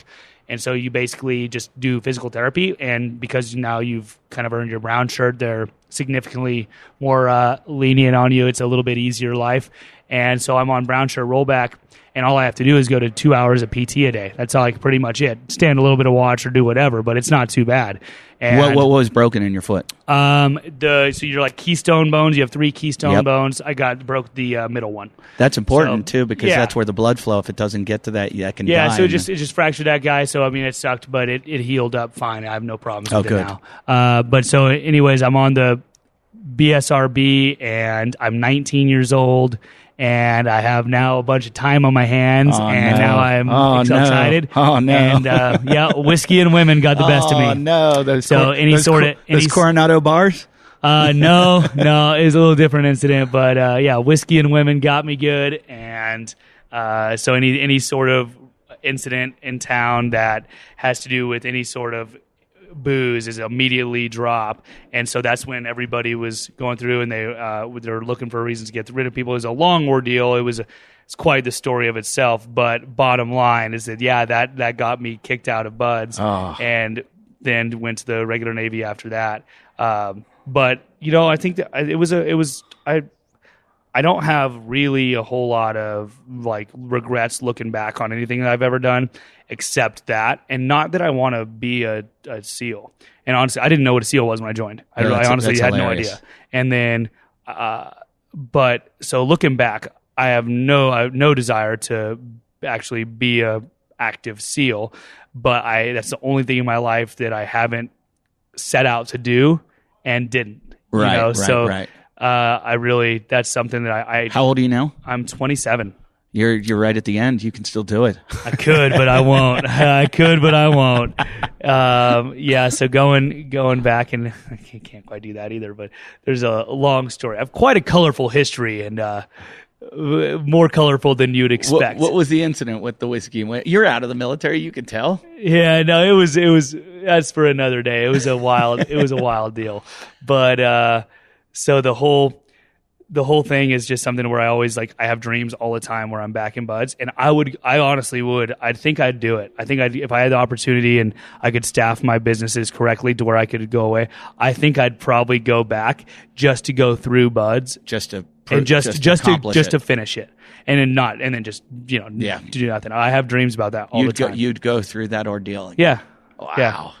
I mean, it sucked ass, but sounds horrible. It's kind of I don't know. That's just like the one weird thing. It's funny, and I was in a fraternity in college, and they call it Hell Week, all the fraternities, and it's fucking easy, it's not like it's nowhere. It's 0.01%. It's probably worse in different ways. It's like alcohol poisoning for 5 days. It wasn't that bad, but they do the sleep deprivation thing, but it's only for a few days, and I just can't imagine 5 days of only sleeping 2 hours.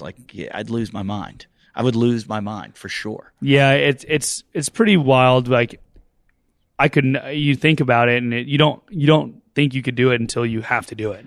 It's like nobody would want to go do that and just on their free time and just this is something I'm going to do for fun. But when you're put in a situation where you have to do something, or you're in a situation where you've just straight up made up your mind, it's just a whole different ballgame. Well, I think that's why people do things like CrossFit, or people do marathons or ultras or whatever they do. And it's about when you go through it, you will experience pain or have these different adversities that you have to overcome. And when you do, you're like, I can do anything because I did that. And I have a buddy who I was supposed to interview last week, but he was getting surgery on his ankle. He ran 7 marathons on 7 continents in 7 days. I read about that guy. That's insane. So he would fly and get on a plane, like he had a chartered plane. He's a very wealthy guy. And he would get on this plane with, I think there was a group of them that did it, and they would fly. I forget. I talked about it on the show a long time ago, but because he did it about a year ago. But it fucked him up. The last marathon, I believe, was in Australia, and he couldn't walk coming into it. He'd already done 6 of them, and he just couldn't walk. And I think it was his ankle or something, but somehow he rose to the occasion, ran the marathon, kind of like you did, and ran his best time. And really? But now he just went through another surgery last week. On Tuesday, a week ago, he got operated on again because it's not healing. And, to me, it's like you always want to do these things. Like I talked about doing this 68-mile race. Not race, just a run in 24 hours across my mountains where I live. Oof. And I want to do it, but there's also this part of me that's like, at what cost? Is it worth it? And to do something like that, you got to have this no matter what. Fuck it, I'm going to do it. There's no matter what. Yep. But in me is this, I got a wife, a child that I got to support, and I can't be hobbling around on crutches or put myself in an immune suppressant state or something like that. I want to man up and do this, but I also want to not be stupid. Well, and that's the thing is that to do anything of that, you have to be fully dedicated to it. Yeah. You have to. There's it's not an option to stop. When you're 18 and you're in SEALs, you don't know any better. You don't have an option sometimes. I asked Mark Devine, who was on the show, who does SEAL Fit, and I said, who makes it through buds? And he goes, farmers. He goes, farmer kids and ghetto kids. He's because they have the hard upbringing, and they're not adverse to hard work and torture. And I think it's just not. I mean, it doesn't matter if you fail or if you succeed or if it doesn't matter anything. It's just it's the drive to continue no matter what. Because that's the whole idea with buds. It's set up to be constant failure. Yeah. And if you're not used to coping with some sort of failure, so they should just call it Hollywood, right? So that's what, and typically, and it's not like I'm not some accomplished team guy or anything like that. So I don't want to sound in that way whatsoever. But is typically the people who are the most physically talented are the first people to quit because they're so used to success. Oh, that's funny you say that. We had a guy, I was an ocean lifeguard, and we had a guy, I think his last name was Sweeney too. No kidding? He left at the end of the summer, he left and everybody said he's going off to the Navy. He's going to try to become a Navy SEAL. And he was a freak. He was the most in shape guy on our patrol. And then I said, how's Sweeney doing? And they're like, oh, he dropped out. And he didn't make it. And I was like, geez, if he didn't make it, who makes it? And I have a cousin that's a SEAL that I asked him about it. And he goes, no, he's physically, we'll build you up. He's like, well, you get conditioned for the physical nature of it. He goes, it's the mental where we get you. He's like, we fuck with your head so badly. And I was like, I'd be out. Yeah. I'd be out there. When they'd be like, what are you looking at? I'm like, where's that bell? How do I ring that thing? Speaking of bells, when I bought my the first gym here, the one in Fallon, there's a bell hanging from there, like a cowbell, and they used it as a PR bell. And it's pretty common throughout CrossFit gyms and whatnot. And so we bought the gym, and girlfriend and I go in and we're cleaning and doing all that stuff. And she said, "Ooh, there's a bell." And she's like, "Perfect, a PR bell." I'm like, "Nobody will touch that bell. That bell is off limits. Nobody will ring that bell." And she's like, "What are you talking about?" She didn't get the concept, but yeah, it's just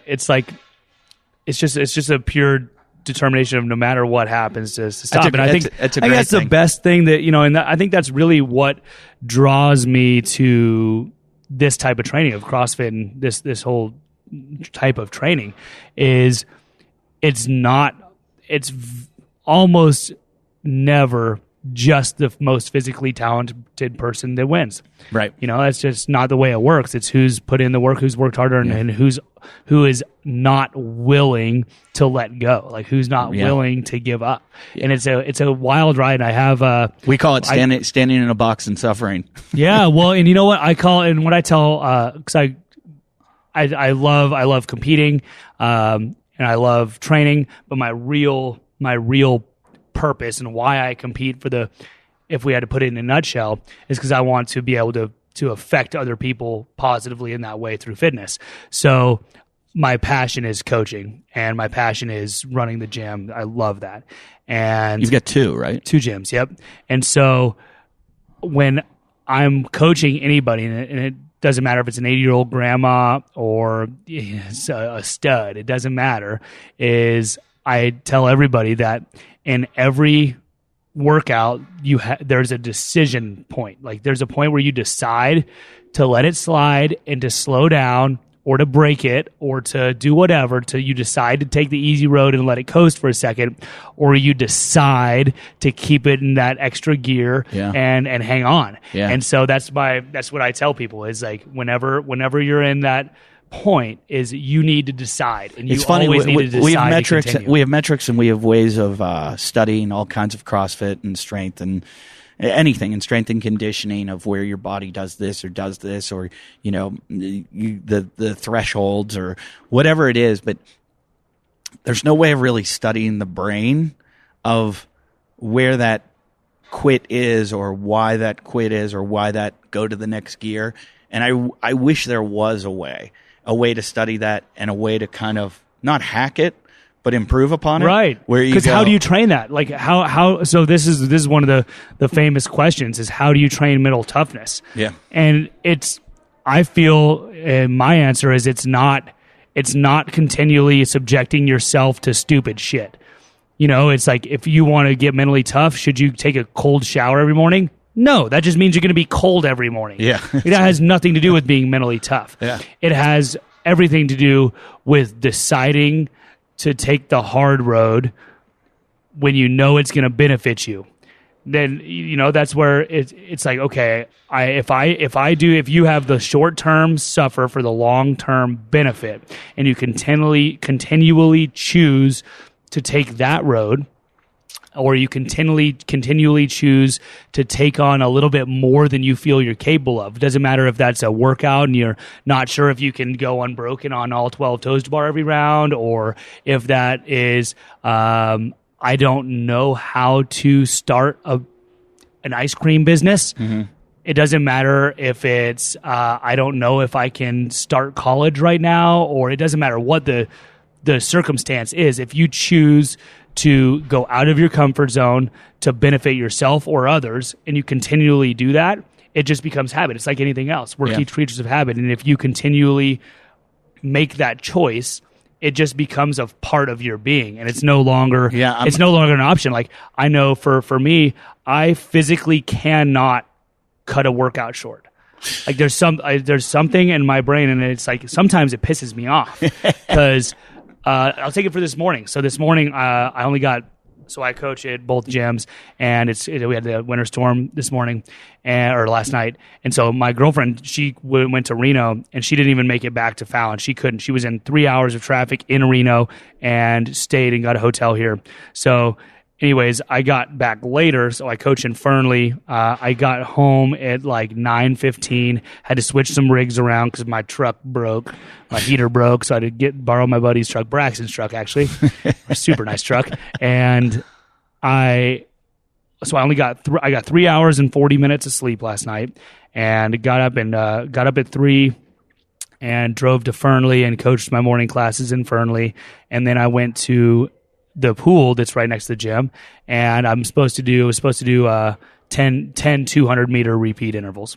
And I was just not feeling it. Like, I'm freaking tired. Yeah. It's snowing out. Last thing I want to do is get in this damn water.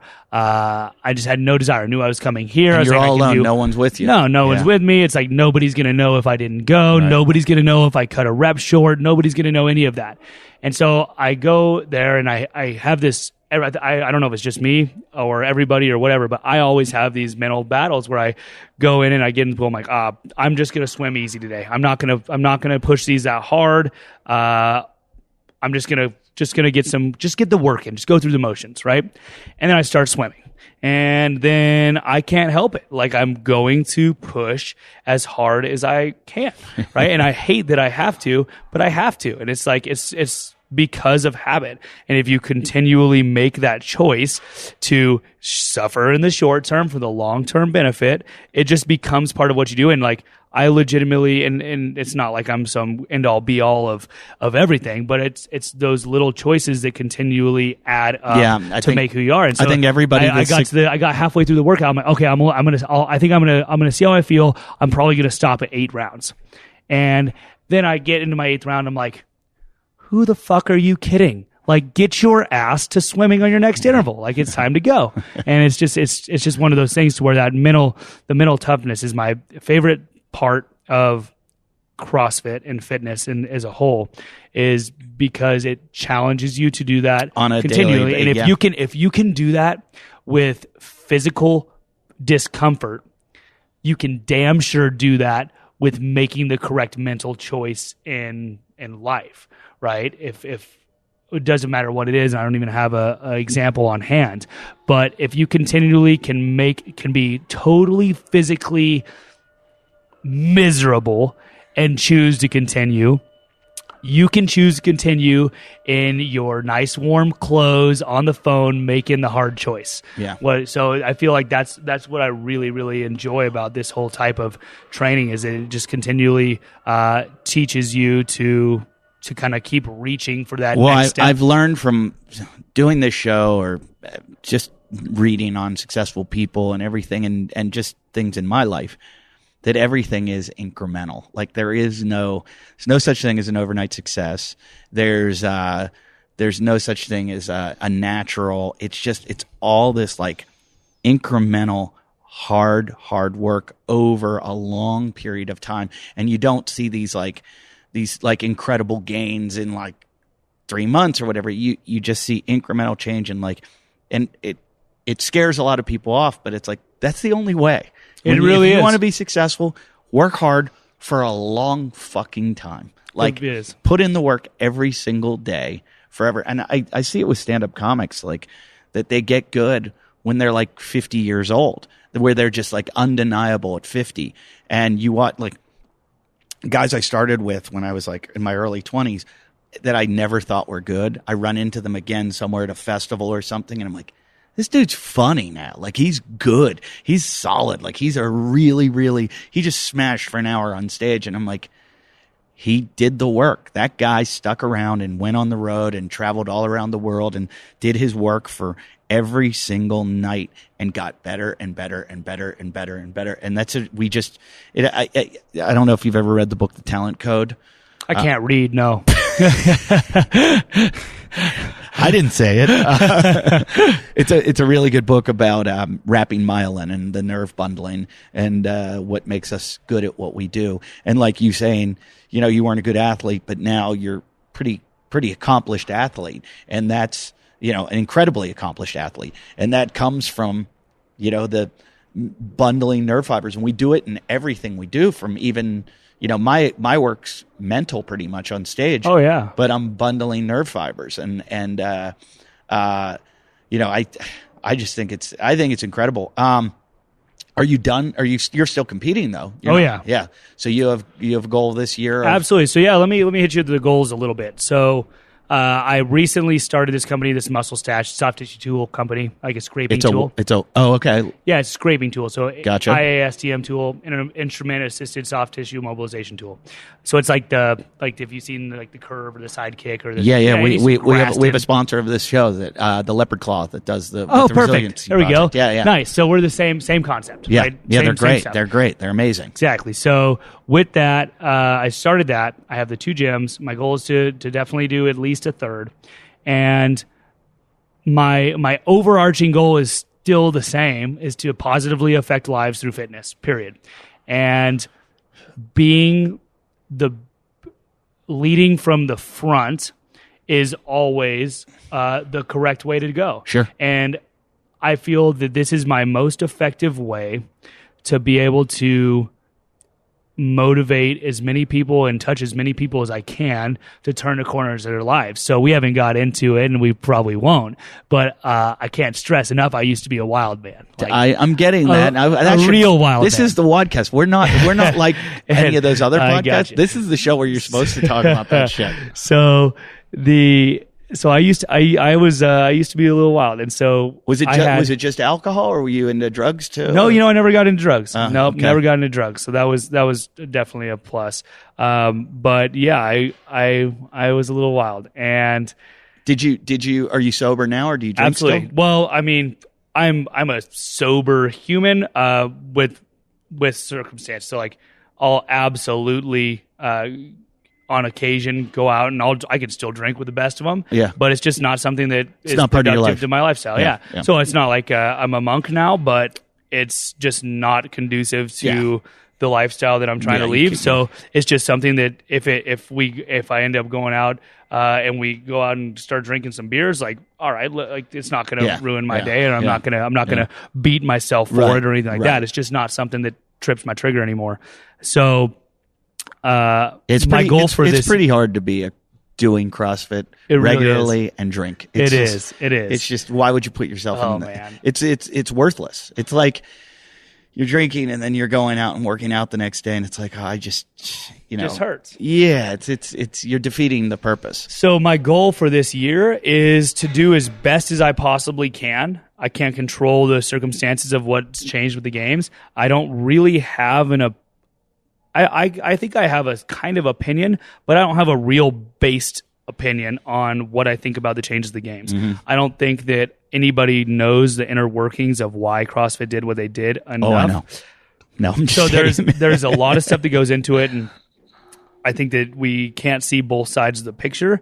I think that it's going to be an interesting competition, to say the least, but I'm still going to do everything in my power to perform at the highest level that I possibly can. And my goal is absolutely to make it back to the games and then perform well at the games. So I'm going to be going to Wadapalooza in January, and then I'm going to stay in Miami for a couple days, and I fly to South Africa, and I'll do the Cape Town competition. Right. And just play it by ear, see which ones I can make it to. And you can qualify from the Open too, You can qualify from the Open, yeah. And I'm really not a great Open athlete. Mm-hmm. I know, people can say I'm not a good test taker. No, you just didn't know the material, right? So I'm not going to say that I'm not a great Open athlete, but I wouldn't put my money on me getting in that way. I would think there's a better chance of me getting in through a qualifier because I do so much better in person. So my coach is a total nerd, just like everybody's coach is and should be.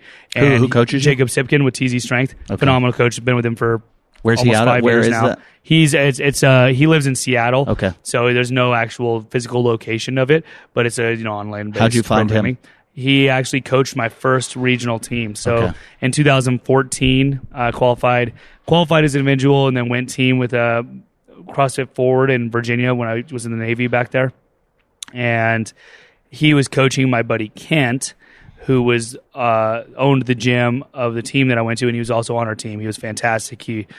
A lot of the success of what I've had so far is a lot of that's owed to Kent.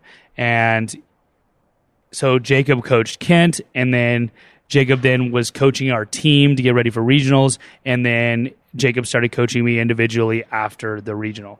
So that was in 2014, and then since then he's been a full-time individual coach. So we're good friends, and he's a great coach. And does he coach any other athletes? He does, yeah. So he has like 20 individual athletes. He does affiliate programming, and he does template programming as well. So that's what he does full time. And he ran the statistics, and on average, I perform 7% better in competition than in training.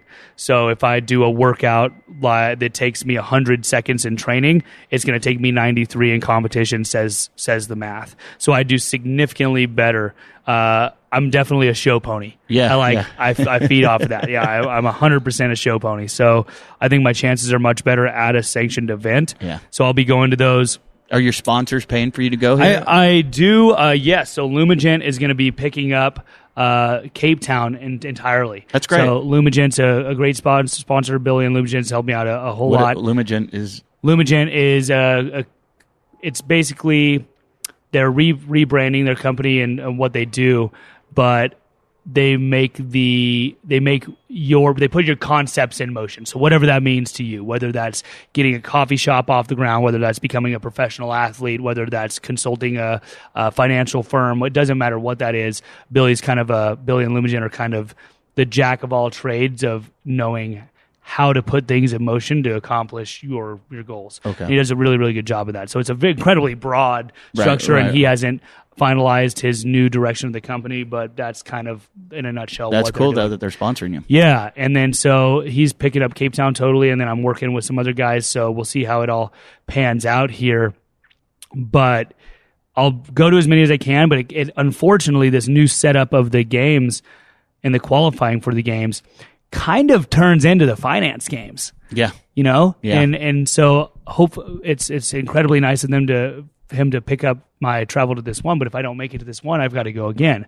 Well, not only do I accrue travel costs like every other human on the planet, but I also have 3 companies. Yeah.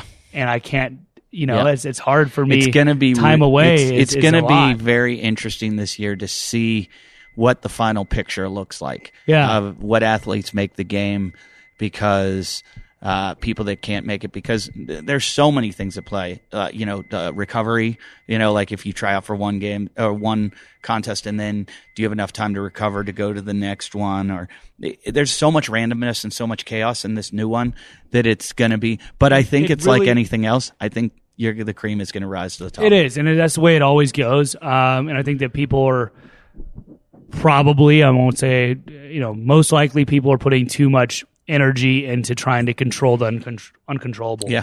It's like you can bitch about it all you want, but nothing's going to change in the setup of the system. Yep. You need to figure out a way to come out on top. Yep. So stop complaining and start training. Yep. And it's a good that's motto. kind of the route that I'm taking here, is that I'm going to do as best as I can, and that's going to be good enough. What were some of your weaknesses in the games that kept you? Look, I'm not taking anything. I hear you. Incredible. Yeah. So incredible. You're the 22nd fittest man in the whole fucking world. What do you think could take you from 22 to 1?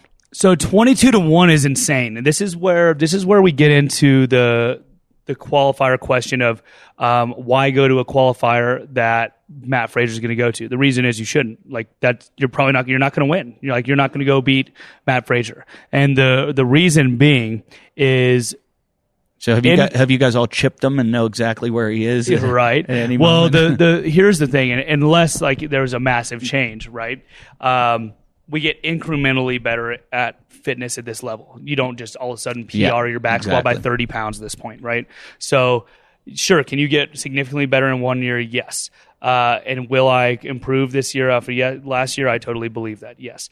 I also do know that you don't accidentally beat somebody in CrossFit ever. In a well-rounded, well-programmed, sanctioned event that has judging and all the controllables are controlled, you're not going to accidentally beat somebody, right? So that's where I feel like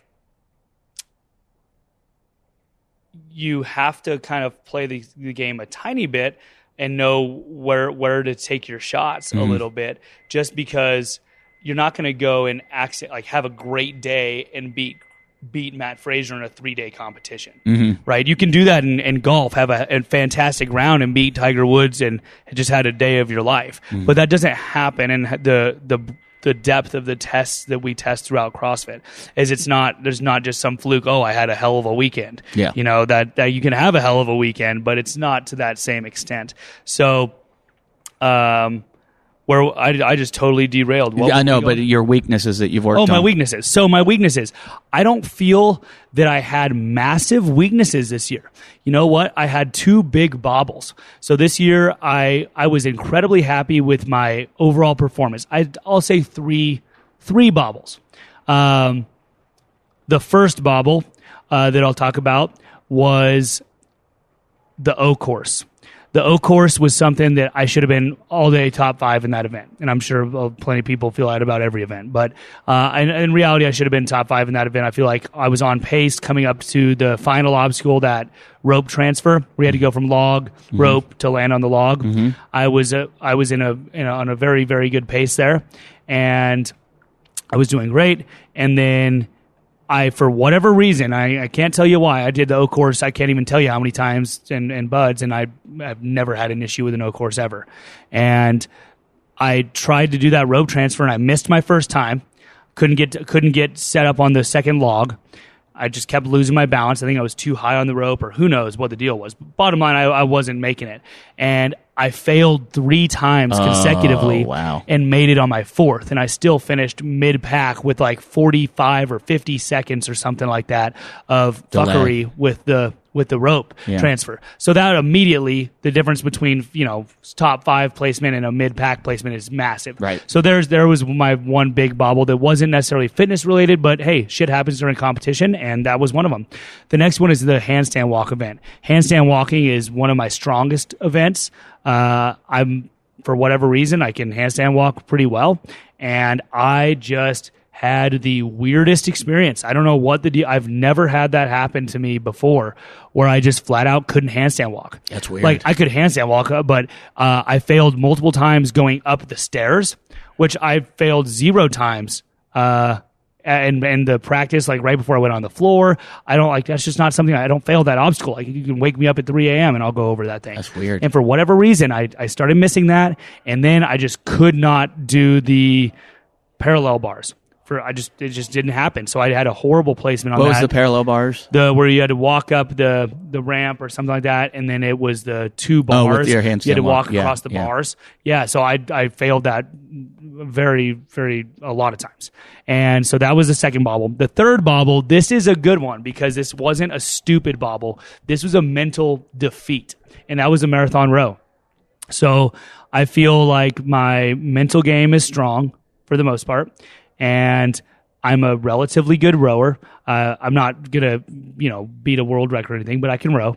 And I kind of thought that event was mine to lose, to be honest. I thought that I could do very well on that event, and I still do. But I lost mentally. I really did. Really? And that is one of Doesn't seem like you'd be the kind of guy to on the marathon row, and I'll admit it all day long. I did. So what happened is, I screwed up my plan of bite-sized pieces. And that's the way I do everything, is always can I do one more rep? Yep. Then you don't need to drop. Can you do one more rep? Yep. Don't need to drop. Can you keep going for this pace for 10 more seconds? Yep. Okay. Keep going. And you take in those bite-sized pieces. Short goals. And in that row, I let the big picture kick my ass. So I was suffering. So I started out at, the pace. And before the row started, I just underestimated the fitness level as well of everybody there, including myself. I thought that, hey, the time that'll win this event is holding a 2:03 average. For whatever reason, I had that in my head. I was like, that's going to win the event. And not even close. 157 or something. Really? With Lucas Esslinger won the row. 157 was his average? I think it was 157 or 155. Oh, my God. For 3 hours. Oh, my God. Yeah, so that's insane. So I didn't think that was a possible thing for us CrossFit people. I didn't know anyways. that's what the pace was. It was unreal.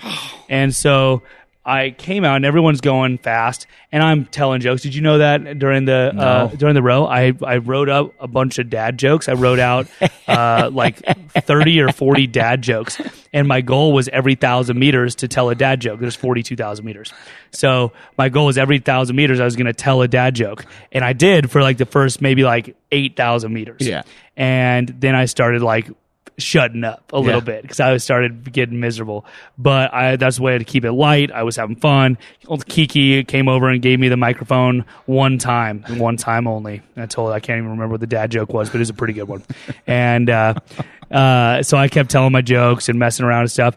And then I got to about the 20 to 21,000 meter mark, and my ass Like that whole workout wasn't fitness limited; it was ass limited. Just the sits bones rolling over on the glutes. Yeah, that's what I can imagine. Yeah, it was the worst, and I was incredibly uncomfortable. Like every few strokes, I would stop and try to readjust my ass, and wouldn't take my feet out or anything. But I would just stop rowing for a split second and try to roll, and I was just in an absolute. I was miserable, full blown miserable. So I had about a 3,000 meter full blown pity party. No bullshit. Honest to God, considered getting up and saying, screw this, quit. Wow. For real. I was having a pity party, something fierce, which I don't typically do. And I let myself go to a really bad spot. And then at about I know my meters are off, but at the, let's say 19,000 meters mark remaining, I was like, Sean, you're not going to quit. You know that. So how are you going to accomplish this? What are you going to do to get through this? And so I was like, well, I'm going to turn this into a workout. Because it wasn't a workout for me. Like the marathon row was just exist and survive is kind of how I approached it. And that was the wrong plan. It was flat out the wrong plan. So with like something like 19,000 meters remaining, I was like, I'm going to row 500 meters at a 2:10 pace, and then I'm going to row 500 meters at a 2 flat, and then I'm going to give myself one sip of water, and I'm going to do 19 rounds or whatever it ended up being of that.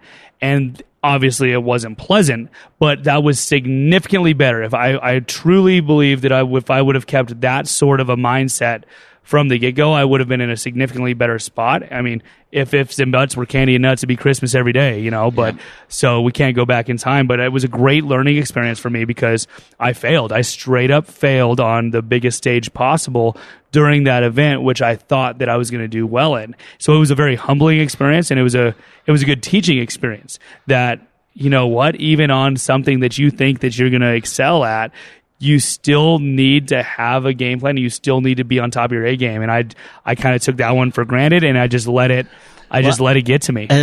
I think a lot of people do that in workouts in general, especially an endurance workout, where because it's such a big project, they start creating games within it of I'm going to do this to here. I cyclists and people I talk to, they'll go, I'm going to do this pace up this hill, or I'm going to ride to here as fast as I can, and then I'm going to slow down at this point.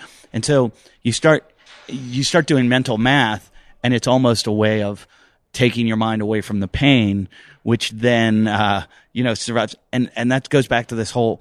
I wish there was a way we could understand this mental capacity thing, because is there a way to just numb out? Like, I listen to David Goggins a lot, the guy, the former SEAL, that's the ultra runner, and just the weird shit and places he goes to, the dark places, and the way he like absorbs the pain and kind of enjoys the pain. And there's a bit of, he says he's not a masochist, but I'm like, kind of. Yeah. Yeah.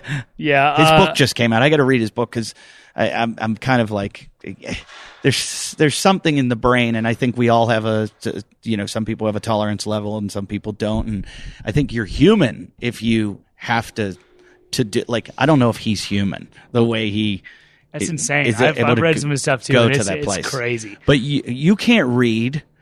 Audiobook. Okay. So I thought it was a crazy, but those three events were my bigger downfall. So if I would have, you can do the math till you're blue in the face, and like I said, we can. So what is it, do you think, that makes Fraser so much better than everyone else right now? His willing to sacrifice. Honestly, I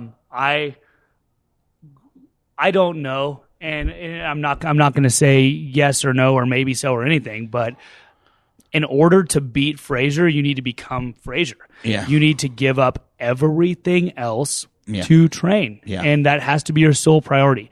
And so you have to weigh your options. And for me, I am not willing to do that. Right. So to me, and competing to me is incredibly important.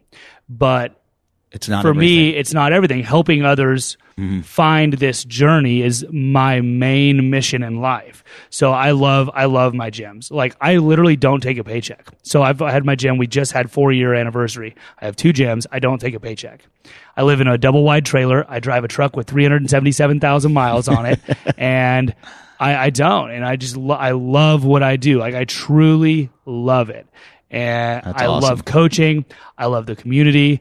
I love seeing people like they walk in the gym and they look at a rope climb. They're like, that'll never happen. They're overweight. They're 50 years old and they're not going to ever get up that rope.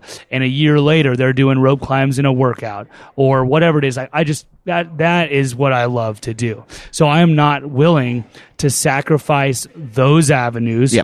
To pursue my personal satisfaction of winning the games, because you're out of your mind if you don't think that I would love to win the games. I would love to. Forgive do so. me for interrupting you, because I see what you're saying, and I see this a lot in all aspects of life, and I've talked to so many competitors that have discussed this, and it happens in everything. It's like I always say to people, I want balance in my life. Like balance is more important than being the very best stand-up comedian in the world, because I have a family that's so important to me.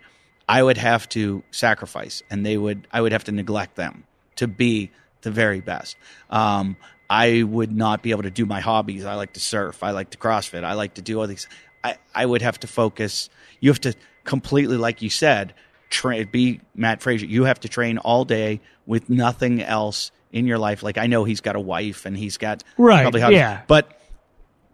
But the majority of his day is going. Well, that's his focus, and I, you know what? I think good on him for it. Yeah, like, me too. Hey, if that's your goal, then if that's what you set out to do, you damn sure better go all in. Right. And so I feel like, and I don't want that to come off in a way that the games aren't important to me, because that's very clearly not the case, or else I wouldn't be here. But it's just a level of priority there, and I don't know, I guess we might never know if any one person could do what Matt Fraser did and beat him. You know what I mean? Yeah. Like, could I drop everything in my life and do what he did and give him a run for his money? I don't know, and that's just not something we'll ever know. But I feel that I respect what he has done in that aspect. And some people say, oh, well, of course you quit your job and you do all this stuff. Of course you're good at CrossFit. It's like, no, that's not the way it works, man. It's not just a given that, oh, so now you're gonna practice all the time and you're gonna become the best in the world. Hell no. Yeah. So I think there's a massive amount of respect for what he's done and his method of doing things. It's just I have a different goals. way. Yeah, different goals in a different way. Yeah. The best stand-up comedian in the world is this guy named Dave Attell, and he's just a genius, and he's brilliant. And a funny story, one night I saw him at like 4 or 5 in the morning, and I had been partying all night in New York City. No, not you. Yeah, and I see him at a newsstand, and this is way back before like cell phones, before everybody was reading them up. And he's got a stack of newspapers. And it's like 4 in the morning. He's got like the Post, the Daily News, the New York Times, and I go, and I see him at like 4. I go, Dave, what are you doing? And he goes, writing jokes. Ever heard of it? And he was taking all those newspapers home to write jokes. And I went on to open for him a bunch. He's a good friend of mine. And he used to drink a lot and party. And then when he quit, he really started excelling. He was always great, but I'd go, come on, hey, let's go out. And he's like, nah, I'm going back to my room. And he would come back with like 20 new minutes the next day, which is unheard of. It takes takes a year to write an hour. So, a third of a year. And he'd have 20 minutes of material that he wrote the night before. And he had just stayed up all night, but he wasn't out partying. He wasn't with girls. He wasn't, he has no family. He loves jokes, and he'd kill me if he heard me talking about him, because he's like super humble, but that's his thing, is jokes. And it's funny. I shouldn't say this, but we were talking about, I won't say the person's special. We were talking about somebody's comedy special, and he said it hurt him because it was like anti-comedy and anti-joke. And he's like, he loves jokes so much that it hurt him to see that. And I was like, wow, this guy, and that's all he does. I mean, that is it. That's his main focus. Would I love to be as good as David Tell? Fuck yeah. Absolutely. Can I be? No. I don't. Do I maybe have the ability but I got a wife and kid and all this other stuff. Exactly. But I see you probably have to go. Nope, I'm you're good to go. I'm just making sure Emily is just driving home from Reno here to Fallon, and then I just got a text making she just made it. So by the way, you guys, not Emily, but you guys, period, out here. I can't believe what pussies you are in the snow driving. I was flying around. I didn't have chains on. They were stopping everybody without chains. I'm like, what? Don't you guys me. I'm going 75. So was I. And 4 high, passing people like, I don't understand. It's just snow. Like, this shit isn't lava. And it's like, not much snow. Yeah, you're gonna be okay. You know what you don't want to do? You don't want to stand on your brakes, and you don't want to jerk your steering wheel. You don't do those things, and your life is gonna go on. See, I grew up where I was a ski instructor at a little ski mountain outside of Pittsburgh, and we drove like piece of shit cars, and our goal was to like wreck them into snowbanks, and we'd do donuts everywhere. So it was like I gave myself at a young age like a snow driving course. Right. And we would just try to like hit everything, and you try to get like drifting, coming around turns. And we used to do that going to here to Tahoe because we had to drive from Fallon, and we used to drink a lot of Jägermeister, and we'd going around. I'll never forget, one of my buddies was driving my rig, and we were doing hot laps around the roundabout, and just lost and just went right into the snow. I've never wrecked a car until actually the other day. No. The other day when I hit my light was the first time I ever had an accident that I wasn't fucking around. Like all my crashes as a kid were always like I used to pull the e-brake in the middle of a street in Pittsburgh and just like slide through an intersection. And then I'd be like, oh, I'm going to hit that telephone pole, and I'd be like hitting the gas trying to get the tail end back out. And I'd be like, boom. And I'm like, my parents are going to kill me. Oh yeah, I've totaled my 88 F-250, totaled it, jumped my Expedition off this embankment and totally totaled that one real bad. Jumped some railroad tracks in my old 97 F-350, totaled that. It was totaled financially. It was worth. It cost more to fix it. It was worth, and so did it anyways. Retotaled it again after that. And I haven't totaled anything after that. Did you ever roll one? I have tipped, never rolled. Yeah, me too. I've never rolled. I used to have a Mitsubishi Montero, and they were known for being top heavy. And I found out how to go around turns that I could get it on 2 wheels. And I would do it around I'd have my friends in the car, and I'd just do this like yank the wheel kind of and go around, like accelerate around, and it would just go up on 2 wheels. And my friends would be like, what the fuck? And thank God I never rolled it. And this is like funny, but I'm like a parent now, and I'm like, all right, you kids out there, you don't do this shit. But God, did we have fun. Oh man. Now they have, the razors, you know what I'm talking about? Polaris razor. Yeah. So I've got, King Kamea. It's a very nice razor. Yeah. And that's the only thing that I have that's expensive. So vehicle wise, it's very, very nice. Have you rolled that? No, I have not rolled that. I've seen those roll. I've seen people go up the hills and just roll backwards on them. Yeah. So mine's a 4-seater turbo with a smart suspension that adjusts itself like 200 times a second. It's very nice. Yeah, they're amazing. It's very nice. And I mean, you can just rip in that thing. I'll have 4 people in there going 75 throughout the desert, jumping it, just going over just gnarly stuff, and just no problems whatsoever. It's not like I'm even driving that crazy. I drove them in Mexico. If we would have had, if those would have been around when we were kids, we would be in boxes. Yeah, for certain. Yeah. Well, I have a buddy who has one that wants to give it to me. Just give me his, because he bought it. I don't know why he bought it, but he has nowhere to keep it. And he's like, can I keep it at your house? And I told my wife, I'm like, yeah, we're going to keep it here, and I'm just going to ride it all the time. She says, where are you going to ride it? We live in the mountains, but they're not accessible because of all the horseback riding. No one wants motorized vehicles on there. And so I was like, can I make this street legal? So I looked online about how I could make it street legal and then just drive it down to the beach with my surfboards and go surfing. And it's pretty hard to make them street legal. Is it? Yeah. So it depends on where you're at. Some counties, it's okay to drive them on the road. Oh. So I have a street legal kit on mine. It's got blinkers and the stuff like that. The windshield? Blinkers. I have a windshield. Yeah. It's got all the stuff on it. Blinkers, windshield, horn, all the stuff that you need for it. And But you have to have. You can't run it on highways, and then you have to have some certain registration in Nevada to do it. You have to have like some special registration. Do you have that? No, I just drive it on I'm in Fallon, America, man. If I get pulled over, I've been pulled over.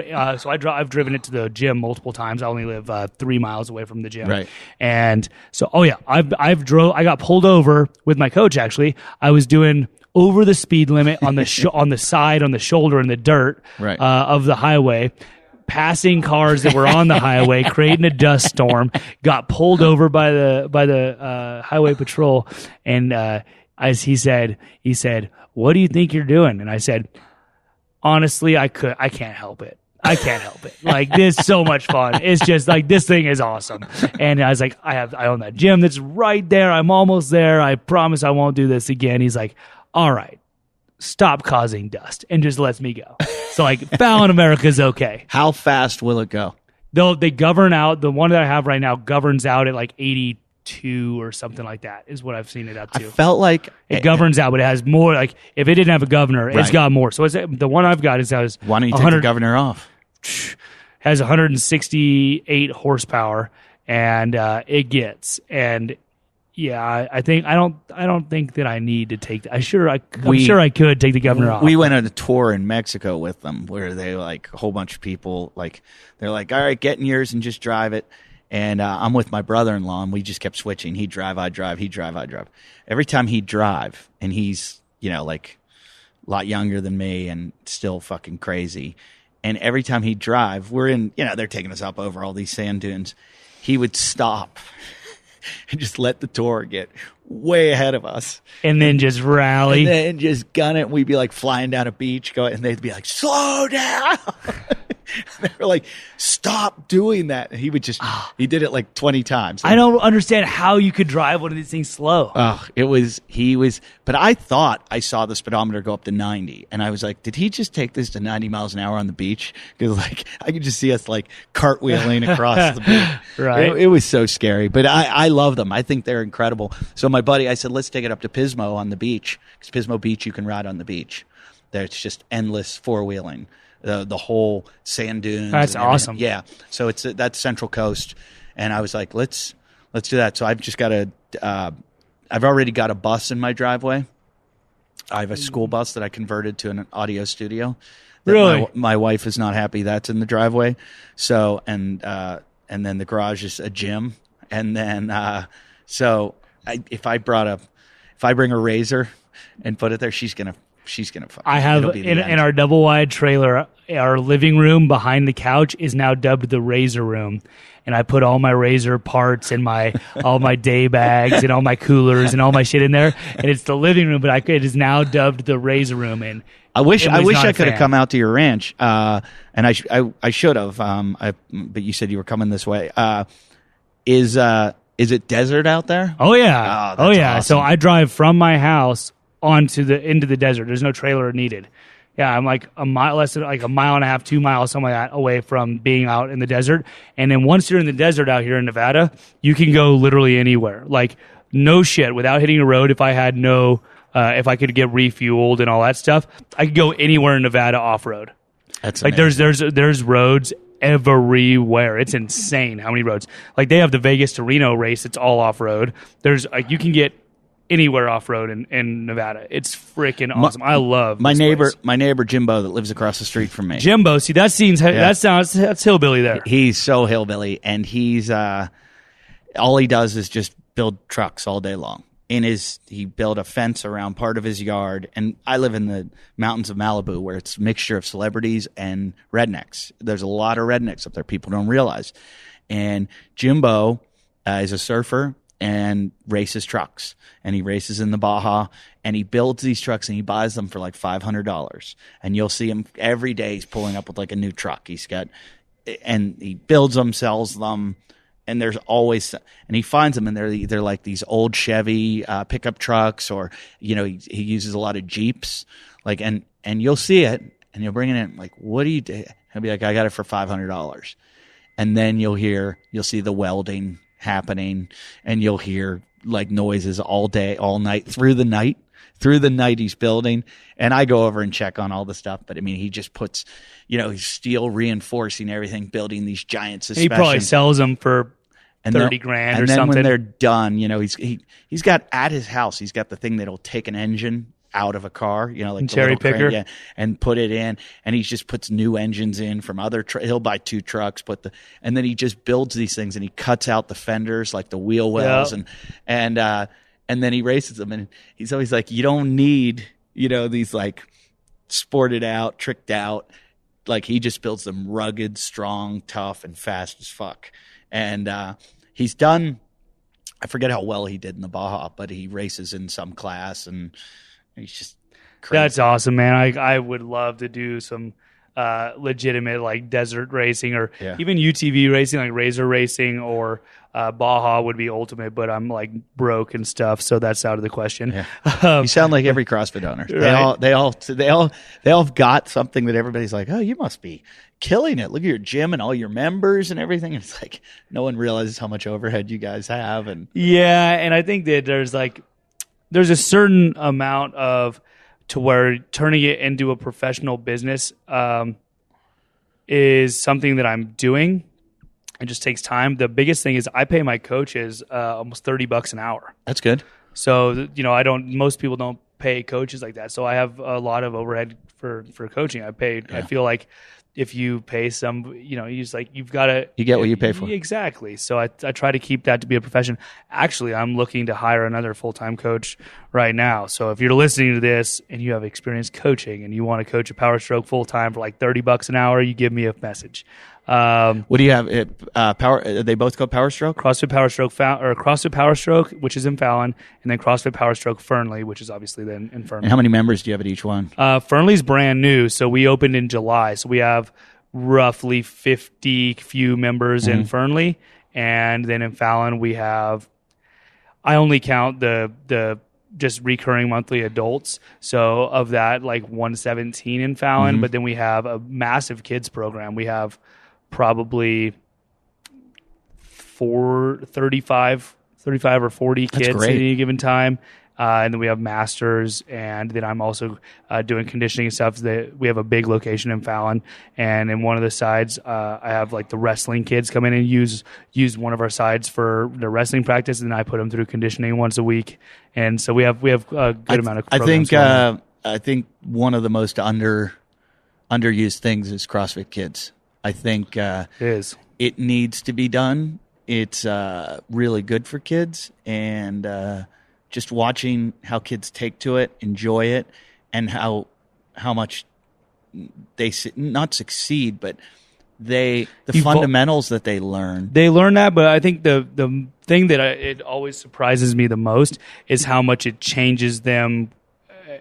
Not physically, but like mentally. Self-esteem. Right. Their self-esteem, their social interactions, their confidence, it just changes drastically. So you very routinely will get kids that are incredibly shy, incredibly insecure, and they start to feel accomplished, like they're working towards something and they're doing something positive, and they're getting stronger, and they're getting more confident with how their body works, and that carries over to everything else. So I mean, this is something where, like I said, I mean, I was a little shrimp when I was in school. I would have loved to have something like this. So we have kids from 3 years old to, we have masters that are 90 years old. So everybody's here at the gym at Power Stroke. It's awesome. I wish, and not, I mean, this would not be good for your business, but I'd like to see it bleed over a ton where they start doing this kind of stuff in schools, like where CrossFit programs. I think CrossFit should, they've got this concerted effort to like get Coca-Cola and get all that stuff out of it, but I think CrossFit should try to implement programs that get more into the schools. So we actually, Emily and I went in, so they cut PE in Fallon. PE is not a thing now. What? Yeah, they cut PE funding. So they cut PE. How can you cut? That's what I'm talking about. So they cut PE. So Emily and I went to the elementary school that I went to when I was a kid, and second and third graders, they changed the whole thing to where now that school is only second and third grade. It's kind of weird, but whatever. And so we go to this school, and there's we got more than we bargained. We used some sort of miscommunication, but we're going to do every other Thursday, we were going to go there and put kids through a 30-minute class. Well, we thought we were going to do kids like one class at a time for four consecutive classes. So 30 minutes, a 10-minute break for 4 classes. Well, turns out that it was 4 classes at a time. Oh, jeez. 4 times over. Oh, Jesus. So we had 120 kids. Oh, jeez. At a time. Oh, my God. It was insane. We were in the gym, and so we put them. It was the most fun, dude. You've never heard something so loud. Like, no shit needed earplugs. It was a blast. So we would have them line up shoulder to shoulder around the entire baseline of the gym, the whole basketball court. Like 100 kids. Yeah, like shoulder to shoulder, like, they're going around the entire perimeter. And then we would have them, just do stuff like, okay, group 1, like side 1, side 2, side 3, side 4, so on. So that we'd do a whole bunch of stuff like bear crawl there and back as fast as you can, like run as fast as you can, somersault, do burpees, this, and this, and all that jazz. And then at the end, when we'd have like them do their races, so we'd do one side, and it was the craziest, funniest thing. So if you can imagine a basketball court, think of the far end. Everyone else is standing up, and so let's call that far end group 1. We say, group 1, sprint there and back. So you'd see these second graders just chomping at the bit, just sprinting, heading towards the other end of the court. And as they're getting close to the other end of the court, you'd see those other kids that are sitting there that they're running towards start to get antsy, and then all of a sudden just like lead out in this huge charge, and then that group would like ran out towards them, and it was like some medieval war, like clash of the battles. Oh my God, it was hilarious, man. So you just see them going and be like, no, and you just see the whole wall of kids just collide and go into eruption. And it was a freaking blast. They just loved till they closed you down because every kid had a broken nose. Oh no, they'd fall. Some of those kids have never fallen. Like some of those kids, it's crazy kids nowadays, especially. And that's it's really sad. And I'm not a parent. I have no idea about parenting in this day and age. But I know that some of these kids literally have never tried the concept of leaving the earth with both feet simultaneously. Oh, this is so weird. There's so many kids who have never understood or don't know how to jump and have never tried to jump. Isn't that crazy? And there's kids that have never ran. There's really weird. There's kids that have never done more than walk or like kind of shuffle. There's kids that have never tried to run. This is what happens when you let the beta males take over. Yeah, dude. So these kids would like eat it, and they get up, start like look around to see who's going to see who's going to come baby them, and start getting all upset, and be like, "Listen, dude, you're fine. Show me the blood. You're fine. Let's get it running." And then they kind of realize they're not made of glass, and they start having fun, and it's really cool. I started my daughter at a young age. Every time she fell, I'd go, "Good fall, good fall." Like You're instead done of good. like, "Oh, come to me. Are you okay?" I'd always go, "Good fall. That was a good fall."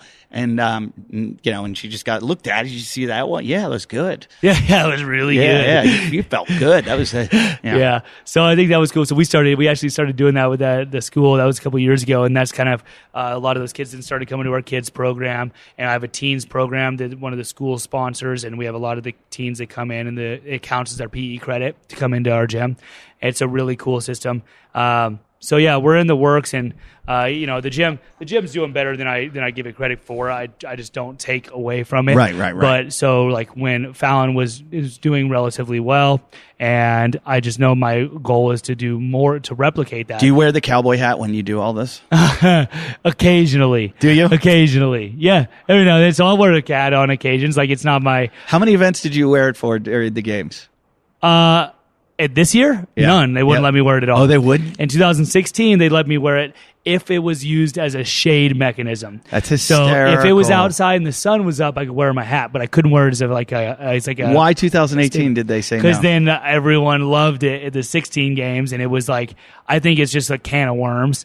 If they let me do it, then why don't they let someone else wear a mohawk attachment or whatever the hell it is? As they should, because that's how people, especially for you guys, it's one of those things where it's like peacocking. You need to get exposure, to get you're personality. all a bunch of fit-looking dudes out there. You look the same. Like, how do you differentiate? It's WWE. If you want to get some popularity and get some... Look, they're not paying you enough. So you have to get your money from sponsorship. You know how much money I won in 2018? How much? $5,000 because I won my regional, and that's it. But you got to remember, Wow. so I won $5,000 in winnings, but you got to think I spent $10,000 going to those competitions. Yeah, absolutely. And it's crazy. So my point is, with you wearing your hat, you get notoriety, and all of a sudden you get sponsorship, and it starts coming to you. And that's where this is what bothers me about them. Like, if they don't let want us you treat guys it to like it's succeed professional sport. and be as great as you're going to be, you need incentive. And incentive has to be the money, and the money has to come from sponsors, and it's not going to come unless you do shit like that. Yeah, and and I'd really love to take a look into figuring out. I think the biggest thing that I can't wrap my head around is their financial problem. So with CrossFit itself, is because that's what they claim, is that they're cutting regionals due to finances, right? And there's always more than meets the eye when you're looking at expenses. Because if you look at any CrossFit gym, exactly, you're like, oh, you're making all this money. How are you not a millionaire? So, and it's just like, well, there's a lot of expenses that goes out for it, or it could be mismanaged or whatever it is. But I feel like if you're running just a straight up numbers, the craziest thing, are you ready for this? If you run, I've done this so many times. So if you say there's a round number of 15,000 affiliates, if you times that by $3,000 a year, that's $45 million a year purely off of affiliate fees. Yeah, then do their search. Then do the seminars, then do the journal, then do everything else, and then what does CrossFit pay for? Yeah. Do they pay for the payout of the games? No, that's Reebok, isn't it? I don't know for certain. It's not like I'm a professional in this, but it's like, even if they didn't, let's say they had to pay the $3 million purse at CrossFit. Okay, there's $3 million. We got $42 million left. What else are you doing? Oh, the venues cost money. Cool. You got $42 million left. Like, where is it going? Where's the sink? That's what I want to know, is where's the sink? Oh, well, we have a lot of staff. Great. You got $41 million now. What are you going to do? A long time ago on this show, I tried to bring in an expert on cults to talk about, like, what is a cult and is CrossFit considered a cult and blah, blah, blah. One of the things that makes a cult is lack of transparency in finances. And I used to say that CrossFit was completely transparent. That's what made it not a cult. But more and more, I'm like, where is the money exactly? Like, where everybody, it's just like you say, with your gym, it's expensive and people think you're making money and they don't. I'm sure Glassman and these guys would claim the same thing, but he's got a private jet and exactly. Like, well, so the same with my gym is like, I'm not taking a paycheck, but the gym bought my razor. Yeah. Like, it's my branding and tool, my weight moving mechanism. Yeah. So it's like, it's going somewhere. Yeah. You know what I mean? Yeah. It's going somewhere. But that's the weird thing. So in my opinion, this new regional setup, I think is really, honestly, or not, the news format, I think is total shit for me, but very good for you. Does that make sense? So if for like you? For somebody, for whoever's listening, so for our everyday fitness enthusiast that's doing CrossFit to get better for life, I think this is a great thing for them. I think this is a really bad way to find the people on earth. In my opinion, it comes into the finance games. Yeah. The other thing that we're looking at is I don't know how they're going to do it, and they haven't really lined it out as far as I'm aware of. They're taking the fittest from every country, and clearly the fittest in every, like, I understand you want to be inclusive, but this is a very exclusive sport. That's why it's the top 40 in the world.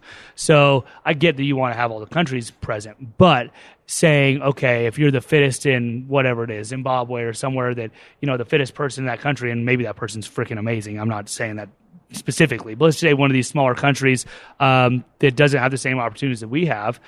It's not bashing saying that they're bad people or they shouldn't be a part of the CrossFit Games, but maybe they shouldn't be a part of the competitive CrossFit Games. Right. You know what I mean? So what happens when that person, what I see happening is getting to the CrossFit Games for me as a very, I'm super lucky, super privileged. I have I've never had a financial issue in my life growing up. My family's fine. And we struggle to get to the games. Right. We really do. And it's not like I'm it's not like I'm eating Campbell soup every night.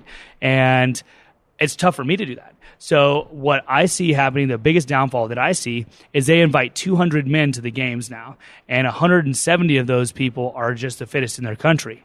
So that means that so many people that have qualified for the games that really, in all reality, don't have any business competing at that level, are going to spend and make earth-shattering moves and sacrifices in their lives to come to Madison, Wisconsin to compete with the best people on the planet. And they have to. And I don't know how they're going to do it. Maybe they said this, correct me if I'm wrong, but they haven't laid out how they're going to facilitate all these people. Because right now it's a 5-day event with just the top 40 men and top 40 women. Now imagine taking that fourfold, right, or fivefold. So here's what I've gathered from all the people I've talked to, and a lot of people tell me I'm off, and then I'll find something that, like, I've had people criticize me and be like, "You don't know what you're talking about," blah blah blah. There's a lot of different things. I just went to see Glassman speak a few weeks ago, and then I met his wife, his ex-wife, and did an interview with her a couple weeks ago. And what I've learned from that was that Glassman and CrossFit want to go totally health. They want to grow the business. And the growth is overseas right now, and they want to correct the problems that were in the United States, which are people seeing it as a fitness program that can injure you. And they have to kind of show that they're not about the injury all came from everybody trying to be a fire breather like you, and only 1% of the world, or 0.01% having that capability. You take badminton to an extreme and you're going to get injured. Anything. And we all know that. Everybody who CrossFits, who listens to the show, knows that. But the public doesn't. The public sees, I had a friend that tried that and he got hurt. And so they have to combat that PR issue that has happened, because it is a PR issue. And so the way to combat that is to we're all about health. We're all about you living long, being healthy, and that's how they can have growth in America again, because it has stagnated in America. Overseas, how do you get it to grow again? How do you get it to grow? Because it is already the games. The games is what made CrossFit grow initially, because people saw it on ESPN. I want to look like that fucking dude. So tip of the spear. You get the best athletes around the world all doing it. Everybody then wants to do it. So they're going to kind of follow the model in other countries that they did here, right? Well, but here in the United States, they've got to fix that issue. Now, getting to the games, I think because CrossFit right now really is so centered on health, that this is just my opinion, and, a lot of off the record talking, there's been kind of a split. There's the Glassman, and I could be wrong, and somebody can tell me I'm completely wrong. If you want to tell me, tell me. There's the Glassman division, and there's the Castro division. Castro's games, Glassman's health and growing CrossFit as a fitness mode. Castro, I think from a financial standpoint, the regionals cost a shitload of money. And they're looking at it like, this is just a theory I have. They're looking at it like the Ironman, or they're looking at it like the Boston Marathon. You don't go to a Boston Marathon Open and regionals and all this to get to the Boston Marathon. You just qualify from somewhere else.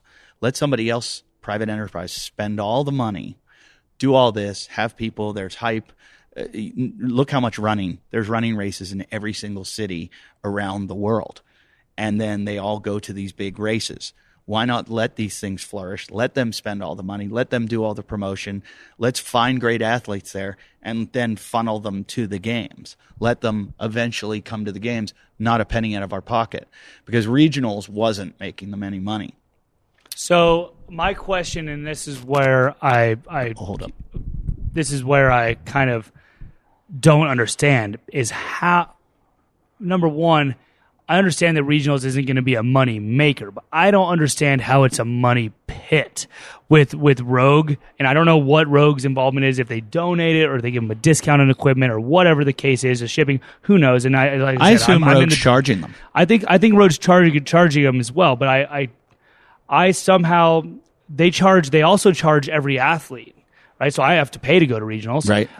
Then all the vendors pay a pretty serious amount of money. And I'm sure ticket sales. They have ticket sales. So I understand, like, sure, you might not make money at regionals, but you're probably not losing your ass. Well, and even if you were, like, let's say, let me interrupt you for a second, because, like here where I'm working right now, the club pays to bring me here. They pay me to be here. Everything. I don't see any of their costs, but a lot of times I do a thing called four wall, where I will rent a theater, put on a show myself, have to pay for all of the promotions for the show, and then I get what's left. And I have promoters. So my promoters do all the business of it. Do you make more money doing it yourself or taking that? It depends. It all depends on ticket sales. But at the end, I get a reconciliation, and I get to see where all the money was spent on. When I see a sold-out show, I sit there and just start thinking about the new car that I'm going to buy. Right. I'm like, holy shit, I'm making a fucking fortune. Then I get the reconciliation. I'm always upset. I'm always angry. And I talk to all my friends that are in bands about this because they deal with this all the time. You're like, we just sold, like I sold 5,000 tickets in this one place. Wait, how the fuck am I only getting this much money? And they're like, well, there was this, there was this, there was this, and you just start going down the list in the spreadsheet and you go, holy shit. And that's why I take guarantees a lot of places where I'll just go, like, I'm on a guarantee here instead of going, I'm taking a percentage of the door. I'm taking a, after it's all over. And so I realize how much it's a business. It can be mismanaged. I'm sure these guys probably manage it well, but things like people don't understand, like bandwidth or, production of the video. I mean, their video production is really complex. Right. And that, look, I've tried to make movies for like $1 million or a documentary film. I spent $350,000, and the money just goes so quickly.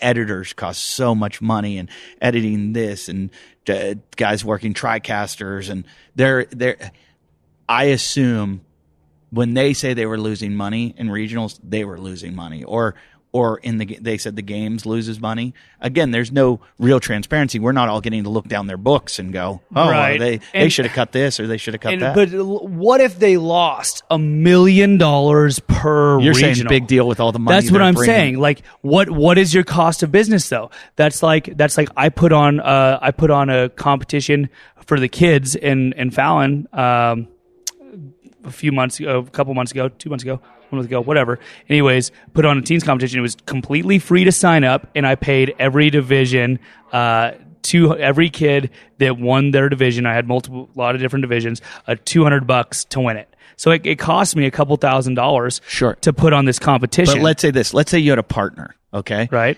And you guys are doing two aspects of the business, and yours is profitable, and his isn't. And he's like, "Hey, give me some of your money from yours so that mine." And you go, why I keep being profitable and you keep losing money? So this is where we get into, and this is where you kind of could get into the debate. And like I said, I don't have a leg to stand on because I'm not, I don't have all of the information, and I don't think most of us do. But you don't shit on your show pony, right? You know what I mean? Yep. Is like the argument is they're losing money with CrossFit. I would argue that I think it's a necessary expense, even if they are losing money.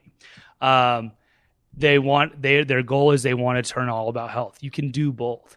Nobody's saying that you need to be all about the games, and nobody's saying that you need to be all about health. I think that the people who want to be all about health are going to be all about health. The people who join CrossFit to be all about the sport of fitness are going to do just that. And there's why do you need to do one or the other? Why can't we keep separate? So here's my little idea is that I think that when home cheese from wherever country that is the number one in this country and comes to the games and just they're going to have to do some sort of elimination, right? So let's say we'll just call it day one because we have no idea what's going to happen. But let's say day one they cut 150 people, right? So now Home Cheese just spent his whole entire life's fortune to come to this place. All of his family just went out and did everything extravagant to try to come and support him, and now he's out of the competition and looks like an imbecile after day one. But people go to the Olympics. and they don't make it out of the prelims. Out of they go to run the 10,000 meter race, and the 100-meter dash, whatever. They train their whole lives, and they lose in the prelims. And it's like, I think the way, and that's another aspect of it. I think CrossFit's looking down the line of trying to get into the Olympics, which will make it a much more global sport, which will help it grow. And so that's why they're including every country. And people have told me I'm a moron for saying that. Go fuck yourselves. Yeah. Well, there's nothing that's going to grow this more on national television than if CrossFit gets in the Olympics. They added surfing this year to the Olympics. And so the WSL has done everything they can to get it in there, because it's the growth of the sport will grow tremendously by being in the Olympics. The only way you can be in the Olympics is if every country is doing it. I don't know how surfing got in, because so few countries can surf. So you're going to... Well, and that's where you have, the USAFF, or the IF3. Are you familiar with that? The International Functional Fitness Federation. Yeah. Okay, the Gretchen Kittleberger started that whole thing. So I was actually an athlete liaison for the first ever nationals they did with that. And I think it's a freaking phenomenal idea. So I know that they're running to go and do that, and I don't know, is CrossFit really trying to give up their whole private feel, or you know what I mean? Like, is Glassman going to be okay turning it over to an Olympic federation? I think it's more about that libertarian mentality that they all have of rather than let there be regulation and restriction, let's let, like the affiliates run their own gyms. Let's let these independent race or competitions run it themselves, and we'll just find their top athletes and then put them into our games. So we'll let them be the feeder system into. So they're still going to do the games and do the games as big as they do it and as amazing as they do, but they're just going to let it be more widespread and more sifting going on around the world. So what if we did both? This is where I don't understand why we had to do one or the other. So even like we said, and I get the whole two-party system of, okay, if this part of the business is losing money, why are we supporting it? I get that. But I also don't get it all the way, because I don't understand their bottom line. If they're negative overall, I totally understand, like, hey, we got to cut our losses somewhere. I can't imagine that's the case. Maybe it is. Who knows? But why not continue doing the regionals and then also include, because now with the amount of good people that are in CrossFit, why would it be a bad thing to have the regionals qualifying system, as well as if you're a freaking stud and you're just in a region that's deep as shit and there's 15 or 20 of you games guys, like the West region was this past year. I mean, that's deep as hell. So no matter what, there's very good people that are getting left out. So then you give those people the opportunity to go to these sanctioned events and qualify from those means. Like, why not do both? That seems a bit redundant. I get where you're saying, like, because a lot of people get knocked out, like, let's say West region, a lot of people that should have gone to the games that would have been in any other region would have. Well, now they can. Now they can go to that sort of that shitty region, like, I don't know all the sanctioned events right now, but I'm sure there's some. Like I was talking about, is CrossFit going to have any say over their programming? I was asking Armin that, if he thought they'll have any say over the programming, because let's say it skews one way. We've seen where the Open's skewed more cardio and the regionals has skewed more strength traditionally in the past. Let's say you're an event where you can skew it one way, where your programming is better for a certain type of athlete, getting that athlete into the games, or not to get that athlete, but like you could game it. You could say, well, I'm not going to that one. I'm going to go to this one because I know the guy that programs that. There's not going to be a lot of heavy snatching, and that's my weakness. So I'm going to go to that one. Right. Because I've talked about this with Hunter McIntyre, who's on my show a lot, and Hunter just isn't great at the Olympic lifts, but everything else. He's got a monster engine, undeniable capacity. And I was like, well, can you cherry pick one of these events and go to it and win it? And Armin said, oh, I'm sure they're going to go over the programming with the games. I was like, are they? Would that make sense though? Like, exactly. Doesn't that defeat their whole purpose of letting go of the reins and letting the feeder system bring it to them without them having to put their fingers in the pot? I don't know. Right. But so I think, like here you are, I think anyone that's a legitimate games contender, anyone that was in the games in the past 2 or 3 years, is going to go to these. They're going to find a couple, like you're going to Wadapalooza, you're going to Cape Town. They're going to go to a number of these events to get themselves into the game. Like if they see that they're a contender, you're a top 100 fittest guys in the world, you're going to make a shot at. We're going to see the top people are going to be there. And they're going to make it in. Now, are there going to be a lot of people that don't belong there because they're the best in their country? Yeah, but that's just like I joke about it. When I was in college, I ran Olympic qualifying time for the 110 meter high hurdles. But there were so many guys ahead of me, way ahead of me. Like I was a second off the world record in the 110 meter high hurdles. A second, that's like 10 meters, 11 meters. The guy's beating me by.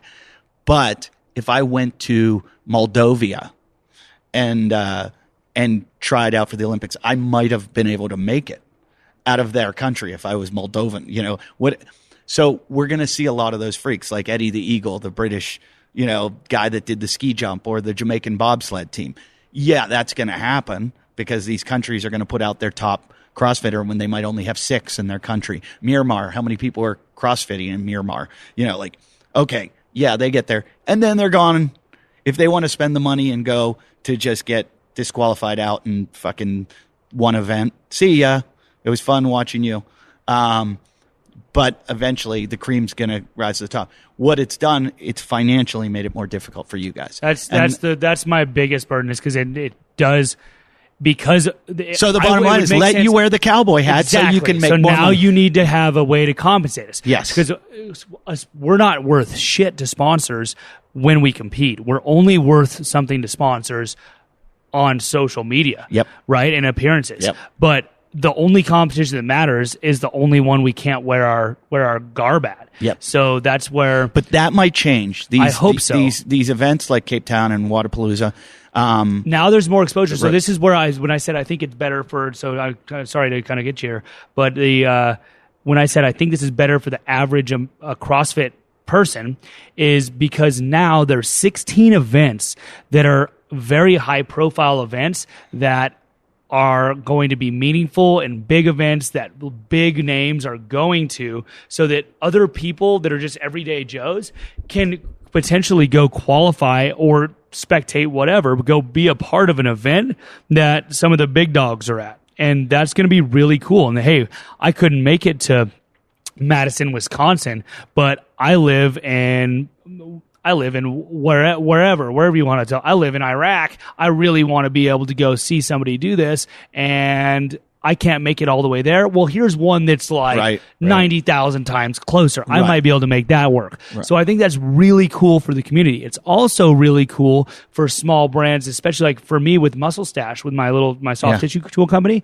Now I have 16 big outlets that I could potentially take my brand to and show face and get some recognition and start to get some, make a statement at these 16 large events now. Sure. So I feel like it's the economy of the CrossFit businesses are probably going to see a positive spike from this.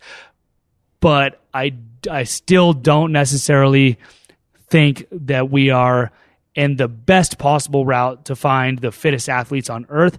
And I don't have the answers, and I'm not going to pretend that I do. I don't know what the answers are. I know that with the old format, everyone said, "Oh, there's weak regions, there are strong regions," and I loved it because when I qualified and I won the regional and the South Regional this year. And we won't name names, but there's a bunch of people in particular that were talking a lot of shit and saying, "Oh, can you imagine Sean Sweeney won that regional? Look at his time on this workout." And a lot of those guys I beat at the games this year, that apparently the South is so horrible. And Logan Collins got, what did he get, like 13th or 15th or something like that. I got 22nd, which isn't, fantastic, but that's okay. But bottom line is there was a lot of those people from other regions who were like, oh, the South shouldn't even be here. And we beat a shit ton of those people. So I don't know what the correct option is for that. I don't have the answers, but I am excited to see how this year plays out. I think it's going to be very interesting, and I think the way I figure is these guys, this is their job. They sit in an office all day long and ponder this shit, and I don't think there was any in the beginning, I thought maybe there was like a split, like CrossFit was like breaking up and Glassman's like, fuck off. And Castro was going the other way.